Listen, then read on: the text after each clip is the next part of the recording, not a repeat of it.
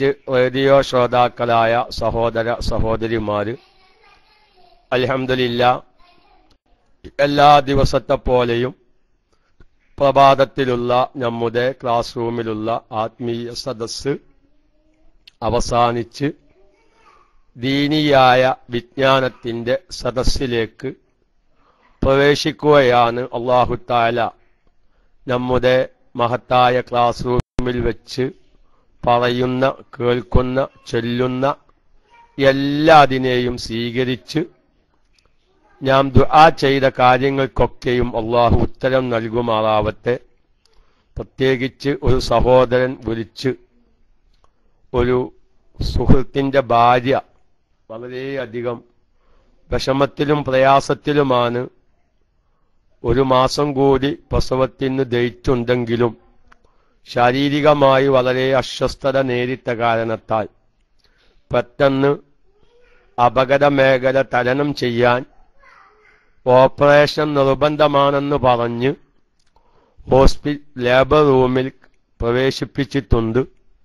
യാതൊരു പ്രയാസവും വിഷമവും കൂടാതെ പ്രസവിക്കുവാൻ വേണ്ടി പ്രത്യേകം ദുആ ചെയ്യാൻ പറഞ്ഞിട്ടുണ്ട്. അല്ലാഹു തആല നമ്മുടെ മഹത്തായ ക്ലാസ് റൂമിൽ നടക്കുന്ന മുഴുവൻ ഖൈറാത്തിന്റെയും ബറക്കത്ത് കൊണ്ട്, അതുപോലെ തന്നെ മഹാന്മാരുടെ ഹഖ് ജാഹു ബറക്കത്ത് കൊണ്ട്, മഹാനായ ഓക്കെ ഉസ്താദിന്റെ ബറക്കത്ത് കൊണ്ട്, ഓക്കെ ഉസ്താദിന്റെ ഇൽമിന്റെ മഹത്വം കൊണ്ട് അല്ലാഹു ആ സഹോദരിയെ യാതൊരു വിഷമവും കൂടാതെ റാഹത്തായി പ്രസവിച്ച സന്തോഷ വിവരം നമ്മുടെ ക്ലാസ് റൂമിൽ അറിയിക്കാനും കേൾക്കാനും അല്ലാഹു അവസരം നൽകട്ടെ. അങ്ങനെ ഗർഭിണികളാകുന്ന പല സഹോദരിമാരും ദുആ ചെയ്യാൻ വേണ്ടി വസിയത്ത് ചെയ്തിട്ടുണ്ട്. എല്ലാവർക്കും അല്ലാഹു സുഖപ്രസവം നൽകുമാറാവട്ടെ. ഏതായിരുന്നാലും ആ ഗർഭിണികളാകുന്ന സഹോദരിമാര് പലവരും ദുആ ചെയ്യാൻ പറഞ്ഞ അടിസ്ഥാനത്തിൽ നമ്മുടെ KMICയുടെ ശ്രോതാക്കളിൽ നിന്ന് ഏകദേശം 50-ലേറെ സഹോദരിമാര്, നമ്മുടെ KMICയുടെ മുഹിബ്ബീങ്ങളുടെ ഭാര്യന്മാര് ഇപ്പോൾ ഗർഭിണികളാണ്. പലവരും ദുആ ചെയ്യാൻ പറഞ്ഞ അടിസ്ഥാനത്തിൽ ഉള്ള സർവേയാണ്. ചിലപ്പം കൂടുതലും ഉണ്ടായേക്കാം. അതുപോലെ തന്നെ പ്രസവം കഴിഞ്ഞ് സന്തോഷമായി വിവരം ലഭിച്ച പല സഹോദരിമാരും നമ്മുടെ ക്ലാസ് റൂമിന്റെ ഫാമിലികളുടെ കൂട്ടത്തിലുണ്ട്. അവർക്കൊക്കെയും ഏകദേശം ഒരു 10 അല്ലെങ്കിൽ അതിൽ ചുരുങ്ങിയ ദിവസം കഴിഞ്ഞാൽ വിശുദ്ധമായ റമളാൻ വരാൻ പോകുകയാണ്.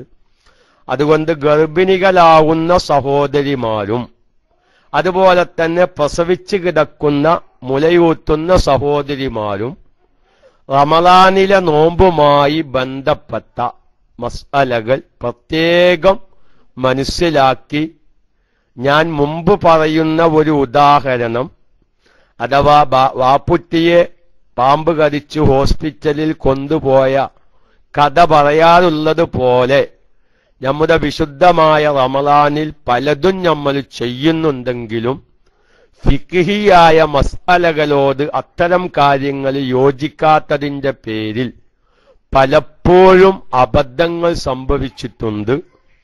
പലവരുടെയും സംശയം ചോദിക്കുന്നതിൽ നിന്ന് മനസ്സിലാക്കിക്കൊണ്ടാണ് ഇത്തരം കാര്യം ഞാൻ പറയുന്നത്.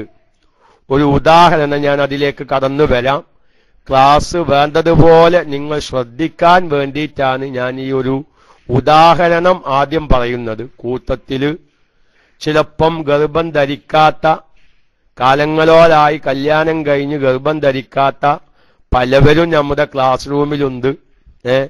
അവരൊന്നിപ്പോ അത്തരം മസ്അല നമുക്ക് ആവശ്യമില്ലാന്ന് മനസ്സിലാക്കണ്ട.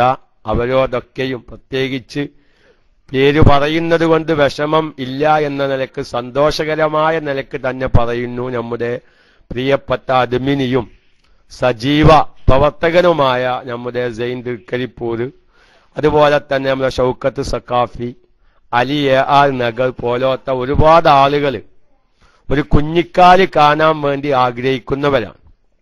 അതുകൊണ്ട് ഷൗക്കത്ത് സഖാഫിനോടൊന്നും ഇപ്പൊ മസ്അല ഞാൻ പറയേണ്ട ആവശ്യമില്ല. എന്റെ സൈൻ തൃക്കരിപ്പൂരിനോടൊക്കെയും പറയുന്നു, അതൊന്നും ഇപ്പൊ നമ്മള് കേൾക്കണ്ട എന്ന് പറഞ്ഞ് PC ഓഫാക്കി വേറെ പണിക്ക് പോവണ്ട. അല്ലാഹു തആല മഹത്തായ ഈ ക്ലാസ് റൂമിന്റെ ബറക്കത്ത് കൊണ്ട് അടുത്ത വർഷം ഈ മസ്അല നിങ്ങൾക്ക് ആവശ്യമാവുമെന്ന് ഞാൻ പറഞ്ഞു. അതെങ്ങനെ ഉസ്താദെ? ഭാര്യമാർ ഗർഭം ധരിച്ചിട്ട് അത്തരം എല്ലാവരും അങ്ങനെ എന്റെ പ്രിയപ്പെട്ട സാധാരണക്കാർ ഒക്കെ ഉസ്താദിന്റെ ബറക്കത്ത് കൊണ്ട്, ഒക്കെ ഉസ്താദിന്റെ ഇൽമിന്റെ ബറക്കത്ത് കൊണ്ട് ഇപ്പോ ഗർഭം ധരിക്കാത്തതിന്റെ പേരിൽ വിഷമം ഉള്ള മുഴുവൻ എന്റെ പ്രിയപ്പെട്ട സാധാരണക്കാരോടും ഈ ക്ലാസ് റൂമിൽ പറയുന്ന ഇൽമ് അള്ളാഹു സ്വീകരിക്കുന്നുണ്ട് എന്നതിന് സാധുവായി എനിക്ക് എന്റെ അനുഭവത്തിൽ ഒരുപാട് അടയാളങ്ങളുണ്ട്. കാരണം പല സാധാരണക്കാരും വിളിച്ച് ഉപകാരമായി എന്ന് പറയുമ്പോ അത് അള്ളാഹു സ്വീകരിച്ചതിന്റെ ഒരു അടയാളാണല്ലോ. ഒരു ഇൽമു പറഞ്ഞ് ഒരാൾക്കെങ്കിലും അതൊന്ന് ഉപകരിച്ചു, അത് അള്ളാഹു നമ്മുടെ ക്ലാസ് റൂമിനെ മഖബൂലാക്കി എന്നതിന്റെ ഒരു അടയാളമായി ഞാൻ എന്റെ പ്രിയപ്പെട്ട അദ്മിനിമാര് പ്രവർത്തകരിലേക്ക് സന്തോഷം അറിയിക്കുക. അപ്പൊ ഈ ക്ലാസ് റൂമിൽ പറയുന്ന ഇൽമ് നമ്മൾ പറയുന്നതും പ്രവർത്തിക്കുന്നതും അള്ളാഹു സ്വീകരിക്കുന്നുണ്ടെങ്കിൽ ഒരു കാര്യം അല്ലാഹു തആല ഒരുപാട് കാലമായി ഒരു കുഞ്ഞിക്കാല് കാണാൻ ആഗ്രഹിക്കുന്നവർ, അവർക്ക് അടുത്ത കൊല്ലം എന്റെ ഭാര്യ ഗർഭിണിയാണ്, കഴിഞ്ഞ കൊല്ലം റമളാനിന്റെ മുന്നേ KMIC-യിൽ ഗർഭിണികളാവുന്ന സഹോദരിമാര് നോമ്പുള്ള സമയത്ത് ശ്രദ്ധിക്കേണ്ട മസ്അല അന്ന് പറഞ്ഞിരുന്നു. അന്ന് എനിക്കത് ആവശ്യമുണ്ടായിരുന്നില്ല, അല്ലെങ്കിൽ എന്റെ ഭാര്യക്കത് ആവശ്യമുണ്ടായിരുന്നില്ല. ഇന്ന് ഈ വർഷം എനിക്കത് ആവശ്യമായിട്ടുണ്ട് എന്നുള്ളൊരവസ്ഥ അള്ളാഹു മരിക്കാത്തവർക്കൊക്കെയും അത് കേൾക്കാനും ആ വിവരം നമ്മുടെ ക്ലാസ് റൂമിൽ നമുക്കറിയാനും അള്ളാഹു തൗഫീഖിനെ പ്രദാനം ചെയ്യുമാറാവട്ടെ എന്ന് മാത്രം ഞാൻ ആ വിഷയത്തിൽ പറയുന്നു. ഏതായിരുന്നാലും കാരണം ഗർഭിണികളാവുന്ന സഹോദരിമാർ അല്ലെങ്കിൽ മുലയൂട്ടുന്ന സഹോദരിമാർ അവര് സ്വന്തം ശരീരത്തിന്റെ പേരിൽ ഭയപ്പെട്ടതിന്റെ പേരിൽ നോമ്പ് ഒഴിവാക്കുമ്പോഴും, അല്ലെങ്കിൽ മുലയൂട്ടുന്ന കുട്ടിയുടെ പേരിൽ കുട്ടിയെ അല്ലെങ്കിൽ ഗർഭസ്ഥ ശിശുവിന്റെ കാര്യത്തിൽ പേടിച്ചതിന്റെ പേരിൽ നോമ്പ് ഒഴിവാക്കുമ്പോഴും വിധിയിൽ വ്യത്യാസമുണ്ട്. ഒരു സമയത്ത് ഫിദിയ നിർബന്ധമാകും, മറ്റൊരു സമയത്ത് ഫിദിയ നിർബന്ധമില്ല. അത് ഞാൻ വിശദീകരിക്കാം. പക്ഷെ ആ ഫിദിയ പല സാധാരണക്കാരും ചെയ്യുന്നൊരു കാര്യം, ഞാൻ ഈ ക്ലാസ് നിങ്ങൾ എല്ലാ സഹോദരന്മാരും ശ്രദ്ധിക്കുക. ഇനി ഞാൻ എന്റെ പ്രിയപ്പെട്ട സഹോദരിമാരോട് പറയുന്നു, ഈ സമയത്തൊക്കെ ഈ ക്ലാസ് ശ്രദ്ധിക്കുന്ന ഒരുപാട് സഹോദരിമാര് റെക്കോർഡ് ചെയ്ത് മറ്റുള്ള സഹോദരിമാരിലേക്ക് എത്തിക്കുന്ന ഒരു ദഅവ നമ്മുടെ സഹോദരിമാരും ഏറ്റെടുത്തിട്ടുണ്ട് എന്ന് അറിഞ്ഞ അടിസ്ഥാനത്തിൽ എന്റെ അത്തരം സഹോദരിമാരോടും ഞാൻ പറയുന്നു. അവര് പലവരും ചെയ്യുന്നത്, ഇന്ന് നല്ലൊരു വിഭാഗം സാധാരണക്കാര് ഭാര്യ ഏതായാലും പ്രസവിച്ച് കിടക്കാൻ നോമ്പിന്റെ ഒരു 4-5 ദിവസം മുന്നേ പ്രസവിച്ചു, സ്വീകാര്യയോഗ്യമായ ഒരു ലേഡി ഡോക്ടർ പറഞ്ഞു നോമ്പ് അനുഷ്ഠിക്കരുത്, കാരണം ശക്തിയായ ചൂടാണ്. ഇപ്പൊ പ്രത്യേകിച്ച് UAE-യിലൊക്കെ പ്രസവിച്ച് കിടക്കുന്ന ചില ആള് ഉണ്ടാവും, നല്ല ചൂടാണ് എന്ന് പറഞ്ഞു. അപ്പൊ നോമ്പും കാലോചിതമായ കാലാവസ്ഥപരമായുള്ള ചൂടും പാടാകുമ്പോ മുലയിൽ പാല് വറ്റാൻ സാധ്യത വളരെ അധികമാണ്. അപ്പൊ ഏതായാലും എന്റെ ഭാര്യക്ക് ഇപ്പൊ റമളാനിൽ നോമ്പ് നോൽക്കാൻ എന്താവൂല, പറ്റൂല. അപ്പൊ അതുകൊണ്ട് റമളാനിന്റെ മുന്നേ തന്നെ ഏതായാലും അവരെ ഫിദിയ കൊടുക്കണം, അവൾ നോമ്പ് ഒഴിവാക്കും, അതിന് മുദ്ദ് കൊടുക്കണം. ഈ മുദ്ദ് ഞാനിപ്പോ 1-2 ആൾക്കാർ ചോദിച്ചപ്പോ ഞങ്ങൾ മുദ്ദ് കൊടുത്തു. അപ്പൊ ഞാൻ ആയിക്കോട്ടേന്നല്ല ഞാൻ പറഞ്ഞത്, നിങ്ങൾ എന്നാണ് ഈ മുദ്ദ് കൊടുത്തത്? അത് ഈ വർഷത്തെ സംഭവമല്ലട്ടോ, കഴിഞ്ഞ വർഷം ഒരാള് സംഭവിച്ചത് എന്നോട് ചോദിച്ചപ്പോ അയാൾക്ക് വന്നൊരു അബദ്ധം. അത് നോമ്പിന്റെ ഒക്കെ ഒരു 4-5 ദിവസം മുന്നേ തന്നെ അത് കൊടുത്തിക്കാണ്. നോമ്പിന്റെ ഒരു 4-5 ദിവസം മുന്നേ നമ്മളൊരു ഉത്തരവാദിത്തം നിറവേറ്റുക. ഏതായാലും ഇപ്പൊ നോമ്പിന് ഭാര്യക്ക് നോമ്പ് കൊടുക്കാൻ പറ്റൂല, പ്രസവിച്ച് കിടക്കുന്ന കാരണം, അല്ലെങ്കിൽ ഗർഭിണിയായ കാരണം. അപ്പൊ പിന്നെ ഗർഭസ്ഥ ശിശുവിനെ ഭയപ്പെട്ടതിന്റെ പേരിൽ, അല്ലെങ്കിൽ മുലയൂട്ടുന്ന കുട്ടിയെ ഭയപ്പെട്ടതിന്റെ പേരിൽ നോമ്പ് ഒഴിവാക്കുമ്പോ അവിടെ നോമ്പ് ഖളാ വീട്ടും വേണം. അതിനോടൊപ്പം എത്ര നോമ്പാണോ ഒഴിവാക്കിയത് അത്ര നോമ്പിന് ഓരോ നോമ്പിനും ഓരോ മുദ്ദ് നൽകുകയും വേണം. അവരെന്ത് ഏതായാലും ഇപ്പൊ റമദാന്റെ മുന്നേ തന്നെ ഉത്തരവാദിത്തമൊക്കെ അത് നിറവേറ്റുക, ആ കൊടുക്കാനുള്ളതൊക്കെ അത് കൊടുക്കുക. നമ്മൾ റമദാനിന്റെ മുന്നൊരുക്കം എന്നോണം ഏതായാലും ചില ആളുകൾ എന്ത് ചെയ്യും, റമദാനൊക്കെ ആവുമ്പോൾ സദക്ക എന്നോണം കുറച്ച് അരിയൊക്കെ വാരി കൊടുക്കും. അപ്പൊ ഭാര്യയ്ക്ക് പല മുദ്ദും കൊടുക്കാണ്ട് മുദ്ദും അത് കൊടുത്തു വിടുക എന്ന് പറഞ്ഞ് മുൻകൂട്ടി കൊടുക്കുക. കുഴപ്പമൊന്നുമില്ല. ആ കൊടുത്തതിന് ഇതിന്റെ പേരിലുള്ള ഫിദിയ എന്നല്ല അതിനു പറയുക. പിന്നെ അതിനു പറയുന്ന പേരെന്താ, അരി വാരി കൊടുക്കുക എന്നാ പറയുന്നത്. ഫിദിയയാകൂല അത്. അപ്പൊ ആ ചോദിച്ച ആളിനോട് പറഞ്ഞു, ഉസ്താദ് ഇനി എന്താ കാത്തുകയെന്ന് ചോദിച്ചു. ഒന്നും കാത്താല്ല, ആ വാങ്ങിയ ആളേക്ക് തന്നെ അരി ഇങ്ങോട്ട് തിരിച്ചു വാങ്ങുക. എന്നിട്ട് അത് കൊടുക്കേണ്ട സമയം ഇന്ന സമയത്താണ് അത് കൊടുക്കേണ്ടത്.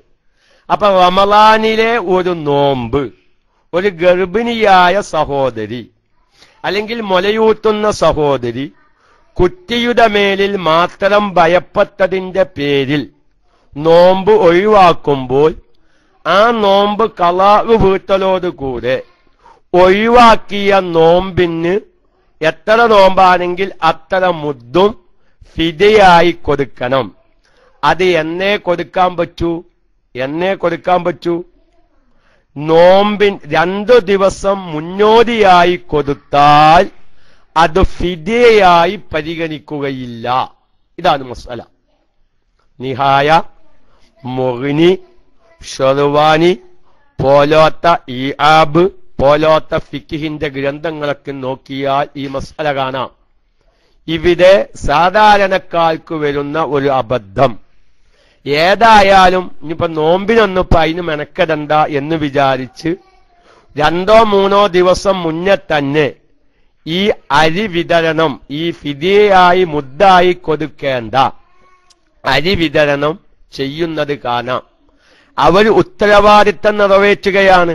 പക്ഷേ ഓരോന്നിനും ഓരോ സമയമുണ്ട്. ആ സമയത്തിന്റെ മുന്നോടിയായി കൊടുത്താൽ അത് അതായി പരിഗണിക്കുകയില്ല. ഇനി ആ ഒരു മസ്അലയുമായി ബന്ധപ്പെട്ട മറ്റൊരു മസ്അലയായതുകൊണ്ട് ഞാൻ ഇന്ന് സ്ത്രീകളുമായി ബന്ധപ്പെട്ടത് മാത്രമാണ് പറയുന്നത്. കാരണം നമ്മുടെ സഹോദരിമാർക്ക് വ്യക്തമായി കാര്യങ്ങൾ മനസ്സിലാക്കാൻ വേണ്ടി യഥയിൽ നിന്ന് കാര്യങ്ങൾ മനസ്സിലാക്കിയെടുക്കാൻ വിവേകവും ഓർമ്മശക്തിയും കുറവുള്ളവരായിരിക്കും പ്രിയപ്പെട്ട സഹോദരിമാര്. ആ നിലയ്ക്ക് അവർക്ക് ആവശ്യമായത് മാത്രം പറയും ഞാൻ. എങ്കിലും ഒന്ന് സൂചിപ്പിക്കുകയാണ്, പ്രായമായതിന്റെ പേരിൽ അല്ലെങ്കിൽ ഇനി ഒരു കാലത്തും ഭേദമാകുകയില്ല എന്ന പ്രതീക്ഷയുള്ള, ഭേദമാകുമെന്ന് പ്രതീക്ഷയില്ലാത്ത രോഗം കാരണം നോമ്പ് നോൽക്കാൻ ആവതില്ലാത്ത സഹോദര സഹോദരിമാർ, അങ്ങനത്തെവർക്ക് അവരെ മുദ്ദാണല്ലോ കൊടുക്കേണ്ടത്. അവർക്ക് കഴിവുണ്ടെങ്കിൽ അത് ഒന്നുകൂടി വിശദീകരിച്ചു പറയേണ്ട ഒരു മസ്അലയാണ്. അത് ഇൻഷാ അല്ലാഹ് നമുക്ക് നാളെ ഞാൻ പറയും. പക്ഷെ ഈ മുദ്ദുമായി ബന്ധപ്പെട്ടത് കൊണ്ട് ഒന്ന് സൂചിപ്പിക്കുകയാണ്. കാരണം അവരെ വരുന്ന പ്രശ്നം, ഇങ്ങനെ സുഖമില്ലാതെ കിടക്കുന്ന വാപ്പാക്ക് കഴിവില്ലെങ്കിൽ ഗൾഫുകാരായ മക്കള് കടം വാങ്ങിയിട്ട് സുഖമില്ലാതെ കിടക്കുന്ന വാപ്പാന്റെ അല്ലെങ്കിൽ ഉമ്മാന്റെ നോമ്പിന്റെ മുദ്ദൂനും പറഞ്ഞ് നാട്ടിൽ വിതരണം നടത്തുന്നവരെ കാണാം. അപ്പൊ അതൊക്കെ ഒന്ന് ഒഴിവാക്കാൻ വേണ്ടിയിട്ട് നമ്മൾ ചെയ്യേണ്ടത് ചെയ്താൽ മതി. ആവശ്യമില്ലാത്തതിന് വേണ്ടി വെറുതെ നമ്മൾ കാശ് കടം വാങ്ങണ്ട. അത് ഒരിക്കൽ 2-3 ദിവസം മുന്നേ രാത്രിയിലുള്ള നമ്മുടെ KMIC ശ്രോതാക്കൾക്ക് വേണ്ടി പകൽ സമയത്ത് ഇങ്ങനത്തെ ചർച്ചകളൊക്കെ KMICയിൽ നടക്കുന്നുണ്ട് എന്ന് ബോധ്യപ്പെടുത്താൻ ഞാനൊന്ന് സൂചിപ്പിച്ചപ്പോ കുറച്ചാളുകൾ വിളിച്ച് അത്തരം ക്ലാസ്സുകളൊക്കെ സമയം എപ്പോഴാണെന്ന് ചോദിച്ചവരുണ്ട്. അപ്പൊ ഞാൻ പറയുന്നത് ഇങ്ങനെ ആവശ്യമില്ലാതെ ചെയ്യുന്നുണ്ട്. ഏതോ ഇരിക്കട്ടെ, ഞാൻ പറയുന്നത് അങ്ങനത്തെ മുദ്ദും മുൻകൂട്ടി കൊടുക്കാൻ പാടില്ല.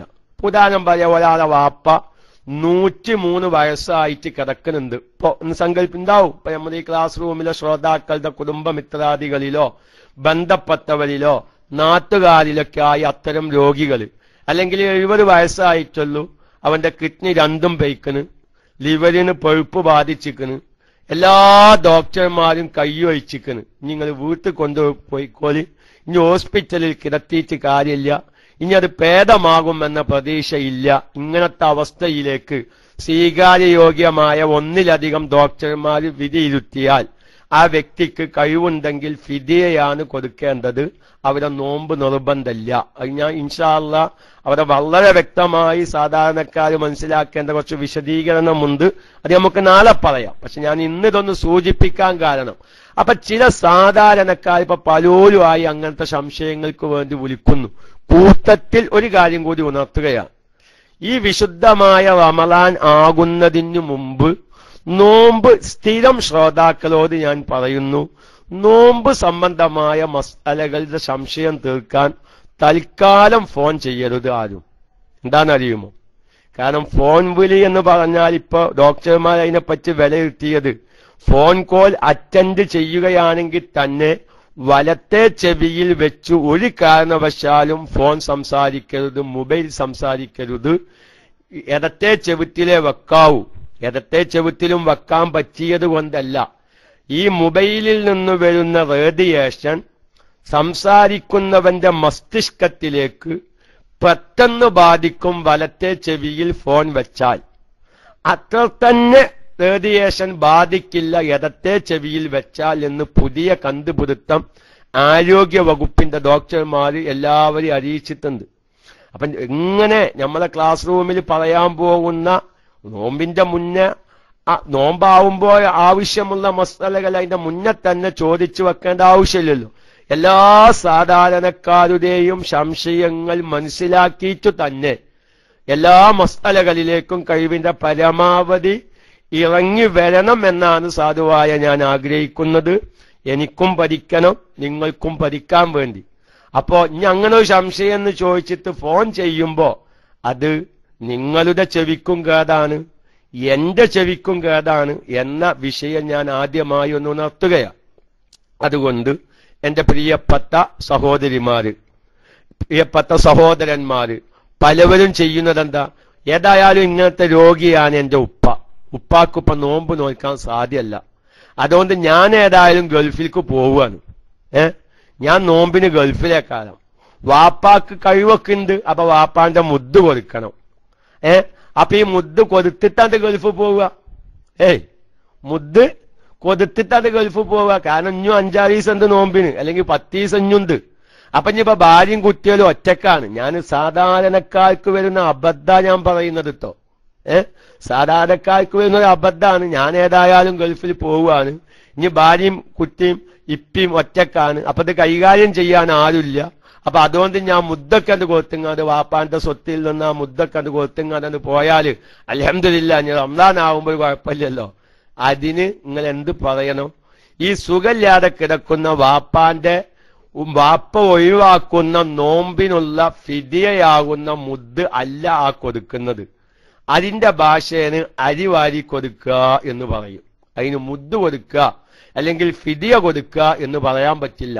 കാരണം അങ്ങനത്തെ ഫിദിയയും അഥവാ ആ മുദ്ദും ഗർഭിണികളാകുന്ന സഹോദരിമാര് കൊടുക്കേണ്ട മുദ്ദും മുലയൂട്ടുന്ന സഹോദരിമാര് കൊടുക്കുന്ന മുദ്ദും, ഈ 3 മുദ്ദും എപ്പോഴേ കൊടുക്കാൻ പറ്റുള്ളൂ? ആ നാളത്തെ നോമ്പാണെങ്കിൽ അതിന്റെ തലേ ദിവസം രാത്രി കൊടുക്കാം. ഏറ്റവും നല്ലതാ നോമ്പ് ഒഴിവാക്കുന്ന ദിവസം പകലിലാണ്, തലേ ദിവസം രാത്രിയാവാം. അപ്പൊ നാളെ ഒഴിവാക്കാൻ പോകുന്ന ഒരു നോമ്പ് എന്ന് സങ്കല്പിക്കുക.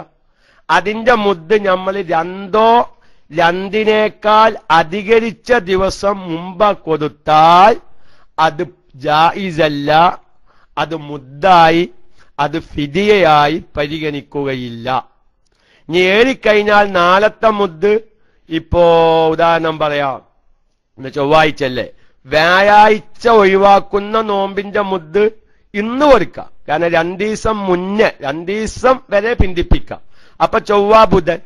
നേരെ മറിച്ച് തിങ്കളാഴ്ച പറ്റൂല. വ്യാഴാഴ്ച ഒഴിവാക്കാൻ പോകുന്ന നോമ്പിന്റെ മുദ്ദ് ഈ സുഖമില്ലാത്ത രോഗിയായി കിടക്കുന്ന വ്യക്തിയുടെ മുദ്ദ്, അല്ലെങ്കിൽ മുലയൂത്തുന്ന സഹോദരി മുലയൂത്തുന്ന കുട്ടിയുടെ പേരിൽ ഒഴിവാക്കാൻ പോകുന്ന നോമ്പിന്റെ മുദ്ദ്, ഗർഭിണിയായ സഹോദരി ഗർഭസ്ഥ ശിശുവിന്റെ പേരിൽ മാത്രം ഒഴിവാക്കാൻ പോകുന്ന നോമ്പിന്റെ മുദ്ദ്, അത് വ്യാഴാഴ്ചയാണ് ഇപ്പൊ നോമ്പ് ഒഴിവാക്കൽ വരുന്നതെങ്കിൽ തിങ്കളാഴ്ച കൊടുത്താൽ പറ്റില്ല. കാരണം വ്യാഴാഴ്ചയേക്കാൾ ബുധൻ ചൊവ്വ 2 ദിവസത്തേക്കാൾ മുന്തൽ വന്നു.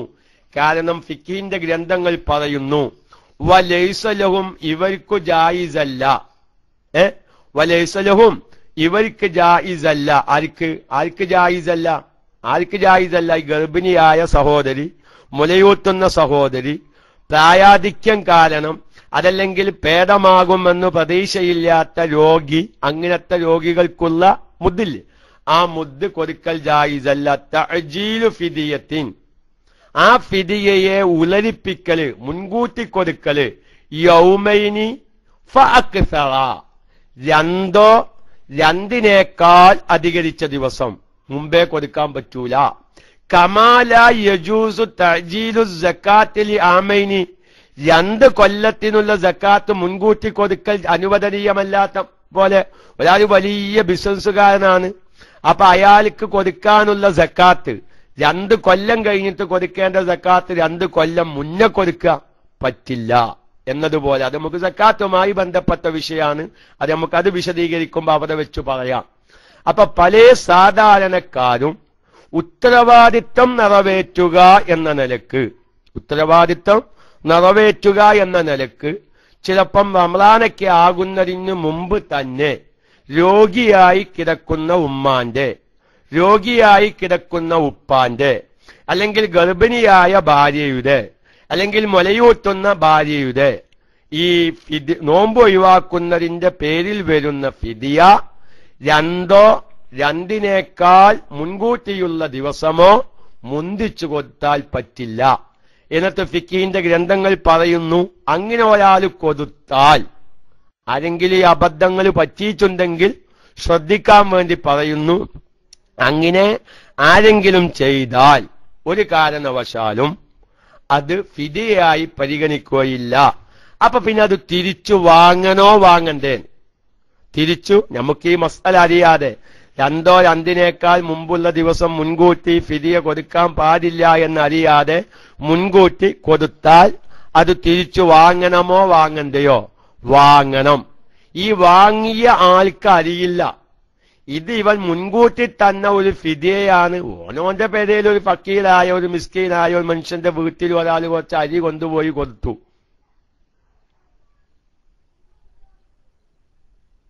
നിങ്ങൾ അളകണില്ലെങ്കിൽ ഞാനും അളകൂല. ആരും എന്താ ഞാൻ DC അയക്കണോ? ഹലോ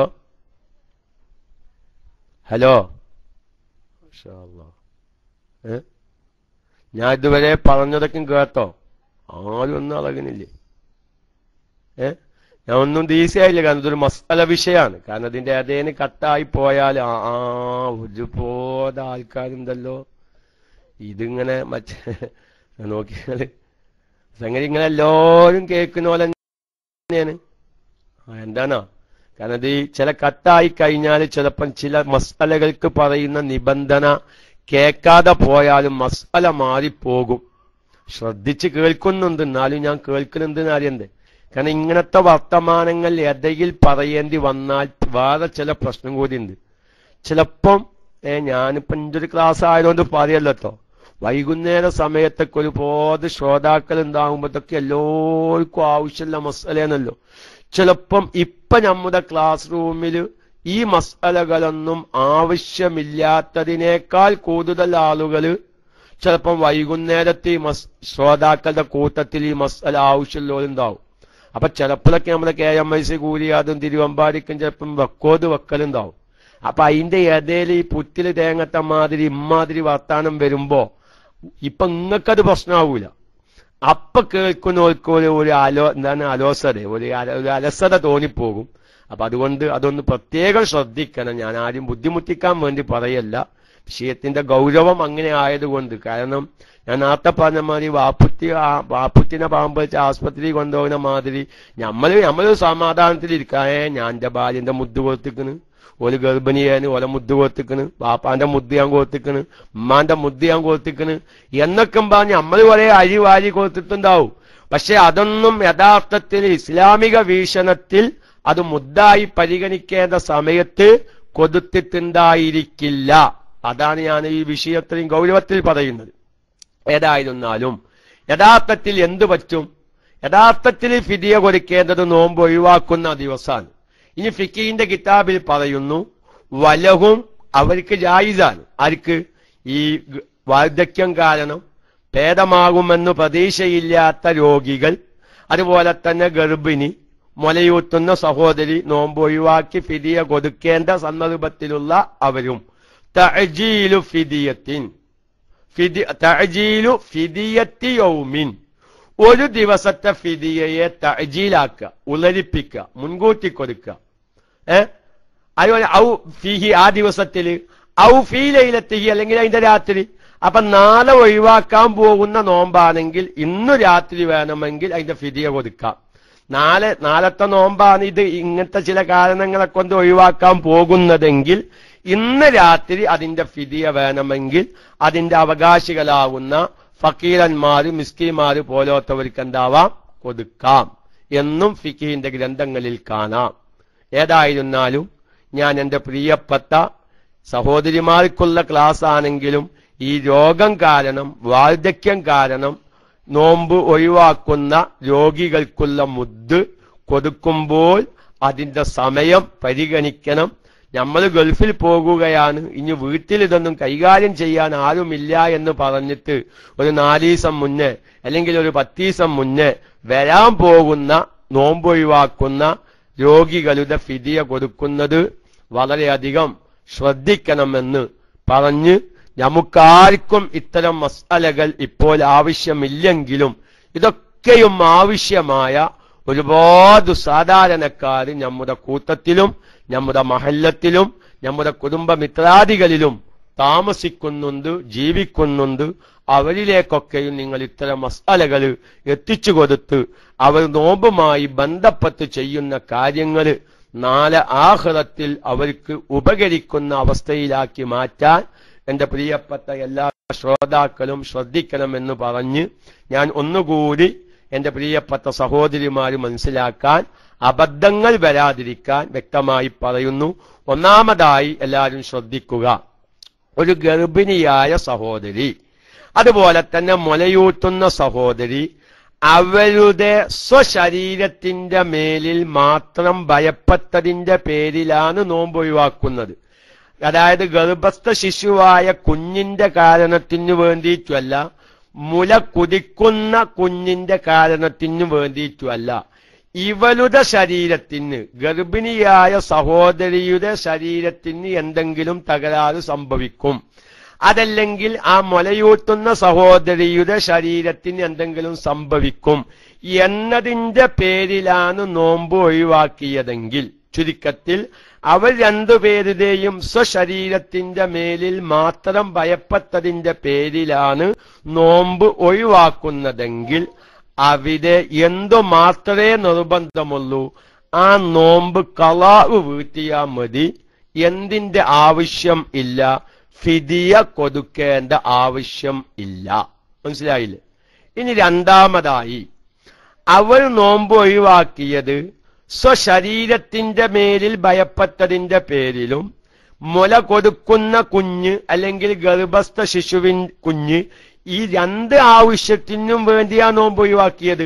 സന്താനങ്ങളുടെ മേലിൽ ഭയപ്പെട്ട കാരണത്താലും സ്വശരീരത്തിന്റെ മേലിൽ ഭയപ്പെട്ട കാരണത്താലും ഈ രണ്ട് ആവശ്യങ്ങൾക്ക് വേണ്ടിയിട്ടാണ് നോമ്പ് ഒഴിവാക്കിയത്. എന്നാലും എന്തുമാത്രം മതി, നോമ്പ് ഖളാഉ വീട്ടിയാൽ മതി. ആ ഒഴിവാക്കിയ നോമ്പിന്റെ പേരിൽ ഫിദിയ അഥവാ സാധാരണക്കാരുടെ ഭാഷയിൽ മുദ് കൊടുക്കേണ്ട ആവശ്യം ഇല്ല. ഇനി മുദ് കൊടുക്കൽ നിർബന്ധമാവുന്ന രൂപം ഏതാണ്? ഗർഭിണിയായ സഹോദരി അവളുടെ ഗർഭസ്ഥ ശിശുവിന്റെ പേരിൽ മാത്രം ഭയപ്പെട്ടതിന്റെ പേരിലാണ്. അതുപോലെ തന്നെ മുല കൊടുക്കുന്ന സ്ത്രീ ഈ മുല കുടിക്കുന്ന കുട്ടിയുടെ മേലിൽ ഭയപ്പെട്ടതിന്റെ പേരിൽ മാത്രമാണ് നോമ്പ് ഒഴിവാക്കിയത് എങ്കിൽ അവിടെ ഫിദിയ കൊടുക്കുകയും വേണം, നോമ്പ് ഖളാഉ വീട്ടുകയും വേണം. അഥവാ സ്വീകാര്യയോഗ്യമായ ഒരു ഡോക്ടർ പറഞ്ഞു, നീ നോമ്പ് നോൽക്കുന്നത് കൊണ്ട് കുഴപ്പമൊന്നുമില്ല, പക്ഷെ നിന്റെ മുലയിലെ പാല് വറ്റും നീ ഇപ്പൊ നോമ്പ് നോറ്റാൽ. ഒരു സ്ത്രീയുടെ മുലയിലെ പാല് വറ്റിയത് കൊണ്ട് ഇപ്പൊ ആ സ്ത്രീക്കൊന്നും വരാനില്ല, എന്തെങ്കിലും അപകടം പറ്റുമോ? എത്രയോ മുലയിൽ പാലില്ലാത്ത സഹോദരിമാര് ജീവിച്ചിരിപ്പില്ലേ? ഗർഭിണികളും അതുപോലെ തന്നെ മുല കൊടുക്കുന്ന സ്ത്രീകളൊക്കെ ആകുമ്പോഴാണല്ലോ മുലയിൽ പാലുണ്ടാവുക. അപ്പൊ മുലയിൽ പാലുണ്ടായില്ല എന്നത് ഒരു സഹോദരിക്ക് കുഴപ്പം വരുന്ന വിഷയമല്ല. പക്ഷെ മുലയിൽ പാലില്ലാതിരുന്നാൽ കുഴപ്പം വരുന്ന പ്രശ്നം എന്താ? ഈ കുട്ടിക്ക് പാല് കൊടുക്കാൻ ഉണ്ടാവൂല. അപ്പൊ അതിന്റെ പേരിൽ എന്റെ മുലയിൽ പാലില്ലെങ്കിൽ എന്റെ മുല കുടിക്കുന്ന കുഞ്ഞിന് പാല് കുടിക്കാൻ ഉണ്ടാകുകയില്ല എന്ന് ഭയപ്പെട്ടതിന്റെ പേരിൽ ഒരു പെണ്ണ് നോമ്പ് മുറിച്ചു. അതല്ലെങ്കിൽ ഗർഭിണിയായ ഒരു സഹോദരി നോമ്പ് നോറ്റാൽ ഗർഭസ്ഥ ശിശുവിന് എന്തോ തകരാറ് പറ്റുമെന്ന് പറഞ്ഞു ഒരു സ്വീകാര്യയോഗ്യമായ ഡോക്ടർ. അനക്ക് കുഴപ്പമൊന്നും വരൂല, അന്റെ ശരീരത്തിന് കുഴപ്പമൊന്നുമില്ല, പക്ഷെ നീ നോമ്പ് നോൽക്കൽ കാരണം ആ ഗർഭത്തിലിരിക്കുന്ന കുഞ്ഞിന് തകരാറ് വരും എന്ന് പറഞ്ഞ് ആ കുഞ്ഞിന്റെ മേലിൽ ഭയപ്പെട്ട കാരണത്താൽ നോമ്പ് ഒഴിവാക്കിയാൽ ഇവിടെ ആ സഹോദരിമാർ എന്ത് ചെയ്യണം? നോമ്പ് ഖളാഉ വീട്ടുകയും വേണം. അതിന്റെ പേരിൽ എത്ര നോമ്പാണോ ഒഴിവാക്കിയതെങ്കിൽ ഓരോ നോമ്പിനും ഓരോ മുദ്ദ് കൊടുക്കേണ്ടതാകുന്നു. മനസ്സിലായല്ലോ? ചെറിയ കുട്ടികളെ നോക്കേണ്ട അവസ്ഥ കൊണ്ട് ആ കൊല്ലം വീട്ടിൽ തീർന്നില്ലെങ്കിൽ എന്തു ചെയ്യണം? അൽഹംദുലില്ലാഹ്, അത് നല്ലൊരു ചോദ്യമാണ്. അത് സഹോദരിമാര് മനസ്സിലാക്കി വെക്കേണ്ട വിഷയവുമായി ബന്ധപ്പെട്ട ചോദ്യമായതുകൊണ്ട് ഞാൻ അതിന്റെ ഉത്തരം പറയാം. കഴിഞ്ഞ വർഷം ഒരു സഹോദരി എന്തു ചെയ്തു? മുലയൂട്ടുന്ന സന്താനം ഉള്ള കാരണത്താൽ നോമ്പ് ഒഴിവാക്കി. പക്ഷേ ഒരു 15 നോമ്പോ അല്ലെങ്കിൽ 29 നോമ്പാണെങ്കിൽ 29 നോമ്പും ഒഴിവാക്കി. ഈ അടുത്ത അങ്ങനെ റമളാനിൽ നിന്ന് കാരണത്തോടു കൂടെ ഒഴിവാക്കിയ നോമ്പാണെങ്കിലും അടുത്ത റമളാൻ പ്രവേശിക്കുന്നതിനു മുമ്പ് ആ നോമ്പ് ഖളാഉ വീട്ടണം എന്നാണല്ലോ മസ്അല. പക്ഷേ കഴിഞ്ഞ വർഷം ഒഴിവാക്കിയ നോമ്പ് അടുത്ത റമളാൻ വരുന്നത് വരെ അത് ഖളാഉ വീട്ടാൻ സൗകര്യം കിട്ടാതിരുന്നത് ഇസ്ലാം അംഗീകരിക്കുന്ന ഒരു കാരണം കൊണ്ടാണ് എങ്കിൽ, ഉദാഹരണം, കഴിഞ്ഞ റമളാനിൽ പ്രസവിച്ചു കിടന്ന സഹോദരി ഈ റമളാൻ വരെ കുട്ടിക്ക് മുല കൊടുക്കേണ്ട പ്രശ്നം വന്നു. അപ്പൊ അതിന്റെ ഇടയിലൊന്നും ഈ മുലയൂട്ടുന്ന കാരണത്താൽ ഈ സഹോദരിക്ക് ഈ കഴിഞ്ഞ വർഷത്തിൽ നിന്ന് ഒഴിവായിപ്പോയ നോമ്പ് ഈ വരാൻ പോകുന്ന റമളാനിന്റെ ഉള്ളിലായി ഖളാ വീട്ടാൻ സൗകര്യം കിട്ടിയിട്ടില്ലെങ്കിൽ ആ പെണ്ണ് അതിൽ കുറ്റക്കാരത്തിയുമല്ല, ഒരു കൊല്ലം നോമ്പ് ഖളാഉ വീട്ടാതെ പിന്തിപ്പിച്ചു എന്നതിന്റെ പേരിൽ ഫിദിയ കൊടുക്കേണ്ട ആവശ്യവും ഇല്ല.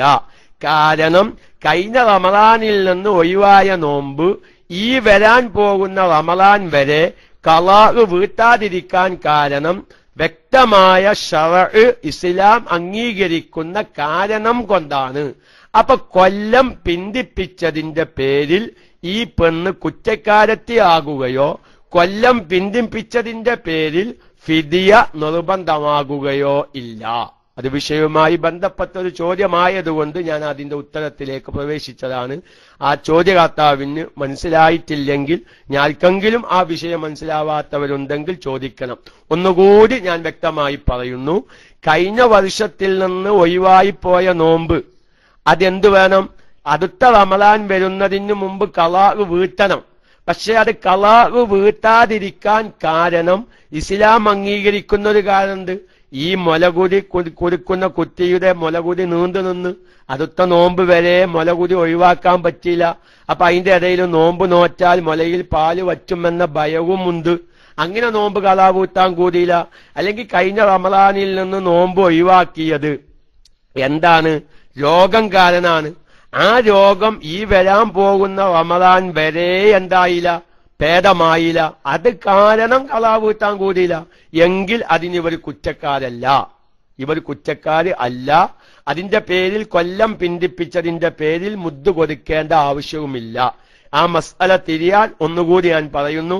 കഴിഞ്ഞ റമളാനിൽ നിന്നൊരു നോമ്പ് ഖളാ ആയി. അത് കളാ വീട്ടാൻ സൗകര്യം കിട്ടി ഈ വരാൻ പോകുന്ന റമദാനിന്റെ മുന്നേ അത് കളാ വീട്ടാൻ സൗകര്യം കിട്ടി 1 30 15 വിധി അങ്ങനെ തന്നെയാണ്. എന്നിട്ടത് കൽപ്പിച്ചു കൂട്ടിയിട്ടത് കളാ വീട്ടിയില്ല. അങ്ങനെ ഈ റമദാൻ വന്നു.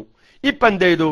ഒരു കൊല്ലം കഴിഞ്ഞ റമദാനിൽ നിന്ന് എത്ര നോമ്പാണോ കളാ ആയത് അത്ര നോമ്പ് മനഃപൂർവ്വം കളാ വീട്ടാൻ സൗകര്യം കിട്ടിയിട്ട് മനഃപൂർവ്വം കളാ വീട്ടാതെ കൊല്ലം പിന്തിപ്പിച്ചത് കൊണ്ട് അവരെന്നീ റമദാനിന്റെ ശേഷം ആ നോമ്പ് കളാ വീട്ടുമ്പോൾ എത്ര നോമ്പാണോ ഒഴിവായത് അത്ര മുദ് എന്തുവാണ്ടി വരും? കൊല്ലം പിന്തിപ്പിച്ചതിന്റെ പേരിൽ കൊടുക്കേണ്ടി വരും എന്നും സാന്ദർഭികമായി ഉണർത്തുന്നു. അപ്പൊ ഒന്നുകൂടി ഇടയിൽ വിശദീകരണം വരുന്നത് കൊണ്ട് സഹോദരിമാര് മറക്കാതിരിക്കാൻ, ഗർഭിണികളാവുന്ന സഹോദരിമാര് അതുപോലെ തന്നെ മുലയൂട്ടുന്ന സഹോദരിമാര് സ്വശരീരത്തിന്റെ മേലിൽ ഭയപ്പെട്ടതിന്റെ പേരിൽ മാത്രമാണ് നോമ്പ് ഒഴിവാക്കിയതെങ്കിൽ അവിടെ നോമ്പ് കളാ വീട്ടിയാൽ മാത്രം മതി. എന്തിന്റെ ആവശ്യമില്ല? ഫിദിയ കൊടുക്കേണ്ട ആവശ്യം ഇല്ല. ഇനി ഗർഭിണികളാവുന്ന സഹോദരിമാരും മുലയൂട്ടുന്ന സഹോദരിമാരും സ്വശരീരത്തിന്റെ മേലിലും അവരുടെ സന്താനങ്ങളുടെ മേലിലും ഭയപ്പെട്ടത് കൊണ്ടാണോ നോമ്പ് ഒഴിവാക്കിയത്, അവിടെയും നോമ്പ് കളാ വീട്ടിയാൽ മതി, ഫിദിയ കൊടുക്കേണ്ട ആവശ്യം ഇല്ല. ഇനി ഈ സന്താനങ്ങളുടെ മേലിൽ മാത്രം ഭയപ്പെട്ടതിന്റെ പേരിലാണ് നോമ്പ് ഒഴിവാക്കിയതെങ്കിൽ അവര് നോമ്പ് കളാ വീട്ടുകയും വേണം. അതോടൊപ്പം എത്ര നോമ്പാണോ ഒഴിവാക്കിയതെങ്കിൽ അത്ര നോമ്പിനുള്ള ഓരോ നോമ്പിനും ഓരോ മുദ് വീതം കൊടുക്കുകയും വേണം. ആ മുദ് കൊടുക്കേണ്ടത് ഈ നോമ്പ് ഒഴിവാക്കുന്നതിന്റെ 2 അധികരിച്ച ദിവസം മുന്തിച്ച് ആ ഫിദിയ കൊടുക്കാൻ പാടുള്ളതല്ല. ഒന്നിരിക്കൽ നോമ്പ് ഒഴിവാക്കുന്ന ദിവസം കൊടുക്കുക, അതല്ലെങ്കിൽ അതിന്റെ തലേ ദിവസം രാത്രി വേണമെങ്കിലും കൊടുക്കാം. ഇനി മറ്റൊരു മസ്അല, ആരാണ് ഈ ഫിദിയ കൊടുക്കേണ്ടത്? ഭർത്താവാണോ ഈ ഫിദിയ കൊടുക്കേണ്ടത്, അതല്ല ഭാര്യയുടെ സ്വത്തിൽ നിന്നാണോ കൊടുക്കേണ്ടത്?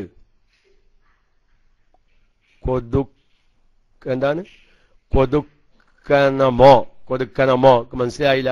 ഇത് പലവരും ഇംഗ്ലീഷിൽ ചോദ്യം അയക്കുന്നുണ്ട്, പബ്ലിക്കിൽ അടിക്കുന്നുണ്ട്. അത് വായിച്ചെടുക്കാൻ വളരെ പ്രയാസാണ്. മലയാളമാകുമ്പോൾ പെട്ടെന്ന് നമുക്ക് വായിച്ചെടുക്കാം. മലയാളം ഇല്ലാത്തവർ നമ്മുടെ മുസ്തഫ ആലൂര്, KMIC കൂരിയാട് പോലോത്ത പലവരും നമ്മുടെ ക്ലാസ് റൂമിലുണ്ട്. ആ ഇംഗ്ലീഷ് അവരിലേക്ക് PM അയച്ചാൽ അവർ തിരിച്ചു മലയാളമാക്കി പബ്ലിക്കിൽ അടിച്ചോളും. അപ്പൊ നമുക്ക് പെട്ടെന്ന് വായിച്ചുത്തരം പറയാം. ആ ഇംഗ്ലീഷ് വായിച്ചുണ്ടാക്കി ചിലപ്പം ചോദ്യം മനസ്സിലാക്കാൻ പ്രയാസമുണ്ട് എന്ന് വ്യക്തമായി എന്റെ പ്രിയപ്പെട്ട KMICയുടെ മുഹബ്ബീങ്ങളാവുന്ന ശ്രോതാക്കളെ ഞാൻ അറിയിക്കുന്നു. ഞാൻ പറഞ്ഞുകൊണ്ടുവരുന്നത് ഈ മുദ് ആരാ കൊടുക്കേണ്ടത്? അത് ചോദ്യാലോ. ആരാ? അപ്പൊ ഒരു ഗർഭിണിയായ സഹോദരി അല്ലെങ്കിൽ മുലയൂട്ടുന്ന സഹോദരി നോമ്പ് ഒഴിവാക്കുകയും ഫിദിയ കളാ വീട്ടേണ്ടി വരികയും ഫിദിയ കൊടുക്കേണ്ടി വരികയും ചെയ്യുന്ന സന്ദർഭത്തിൽ ഈ ഫിദിയ ഭർത്താവിന്റെ മുതലിൽ നിന്ന് എടുത്തു കൊടുക്കണമോ ഭാര്യന്റെ മുതലിൽ നിന്ന് എടുത്തു കൊടുക്കണമോ?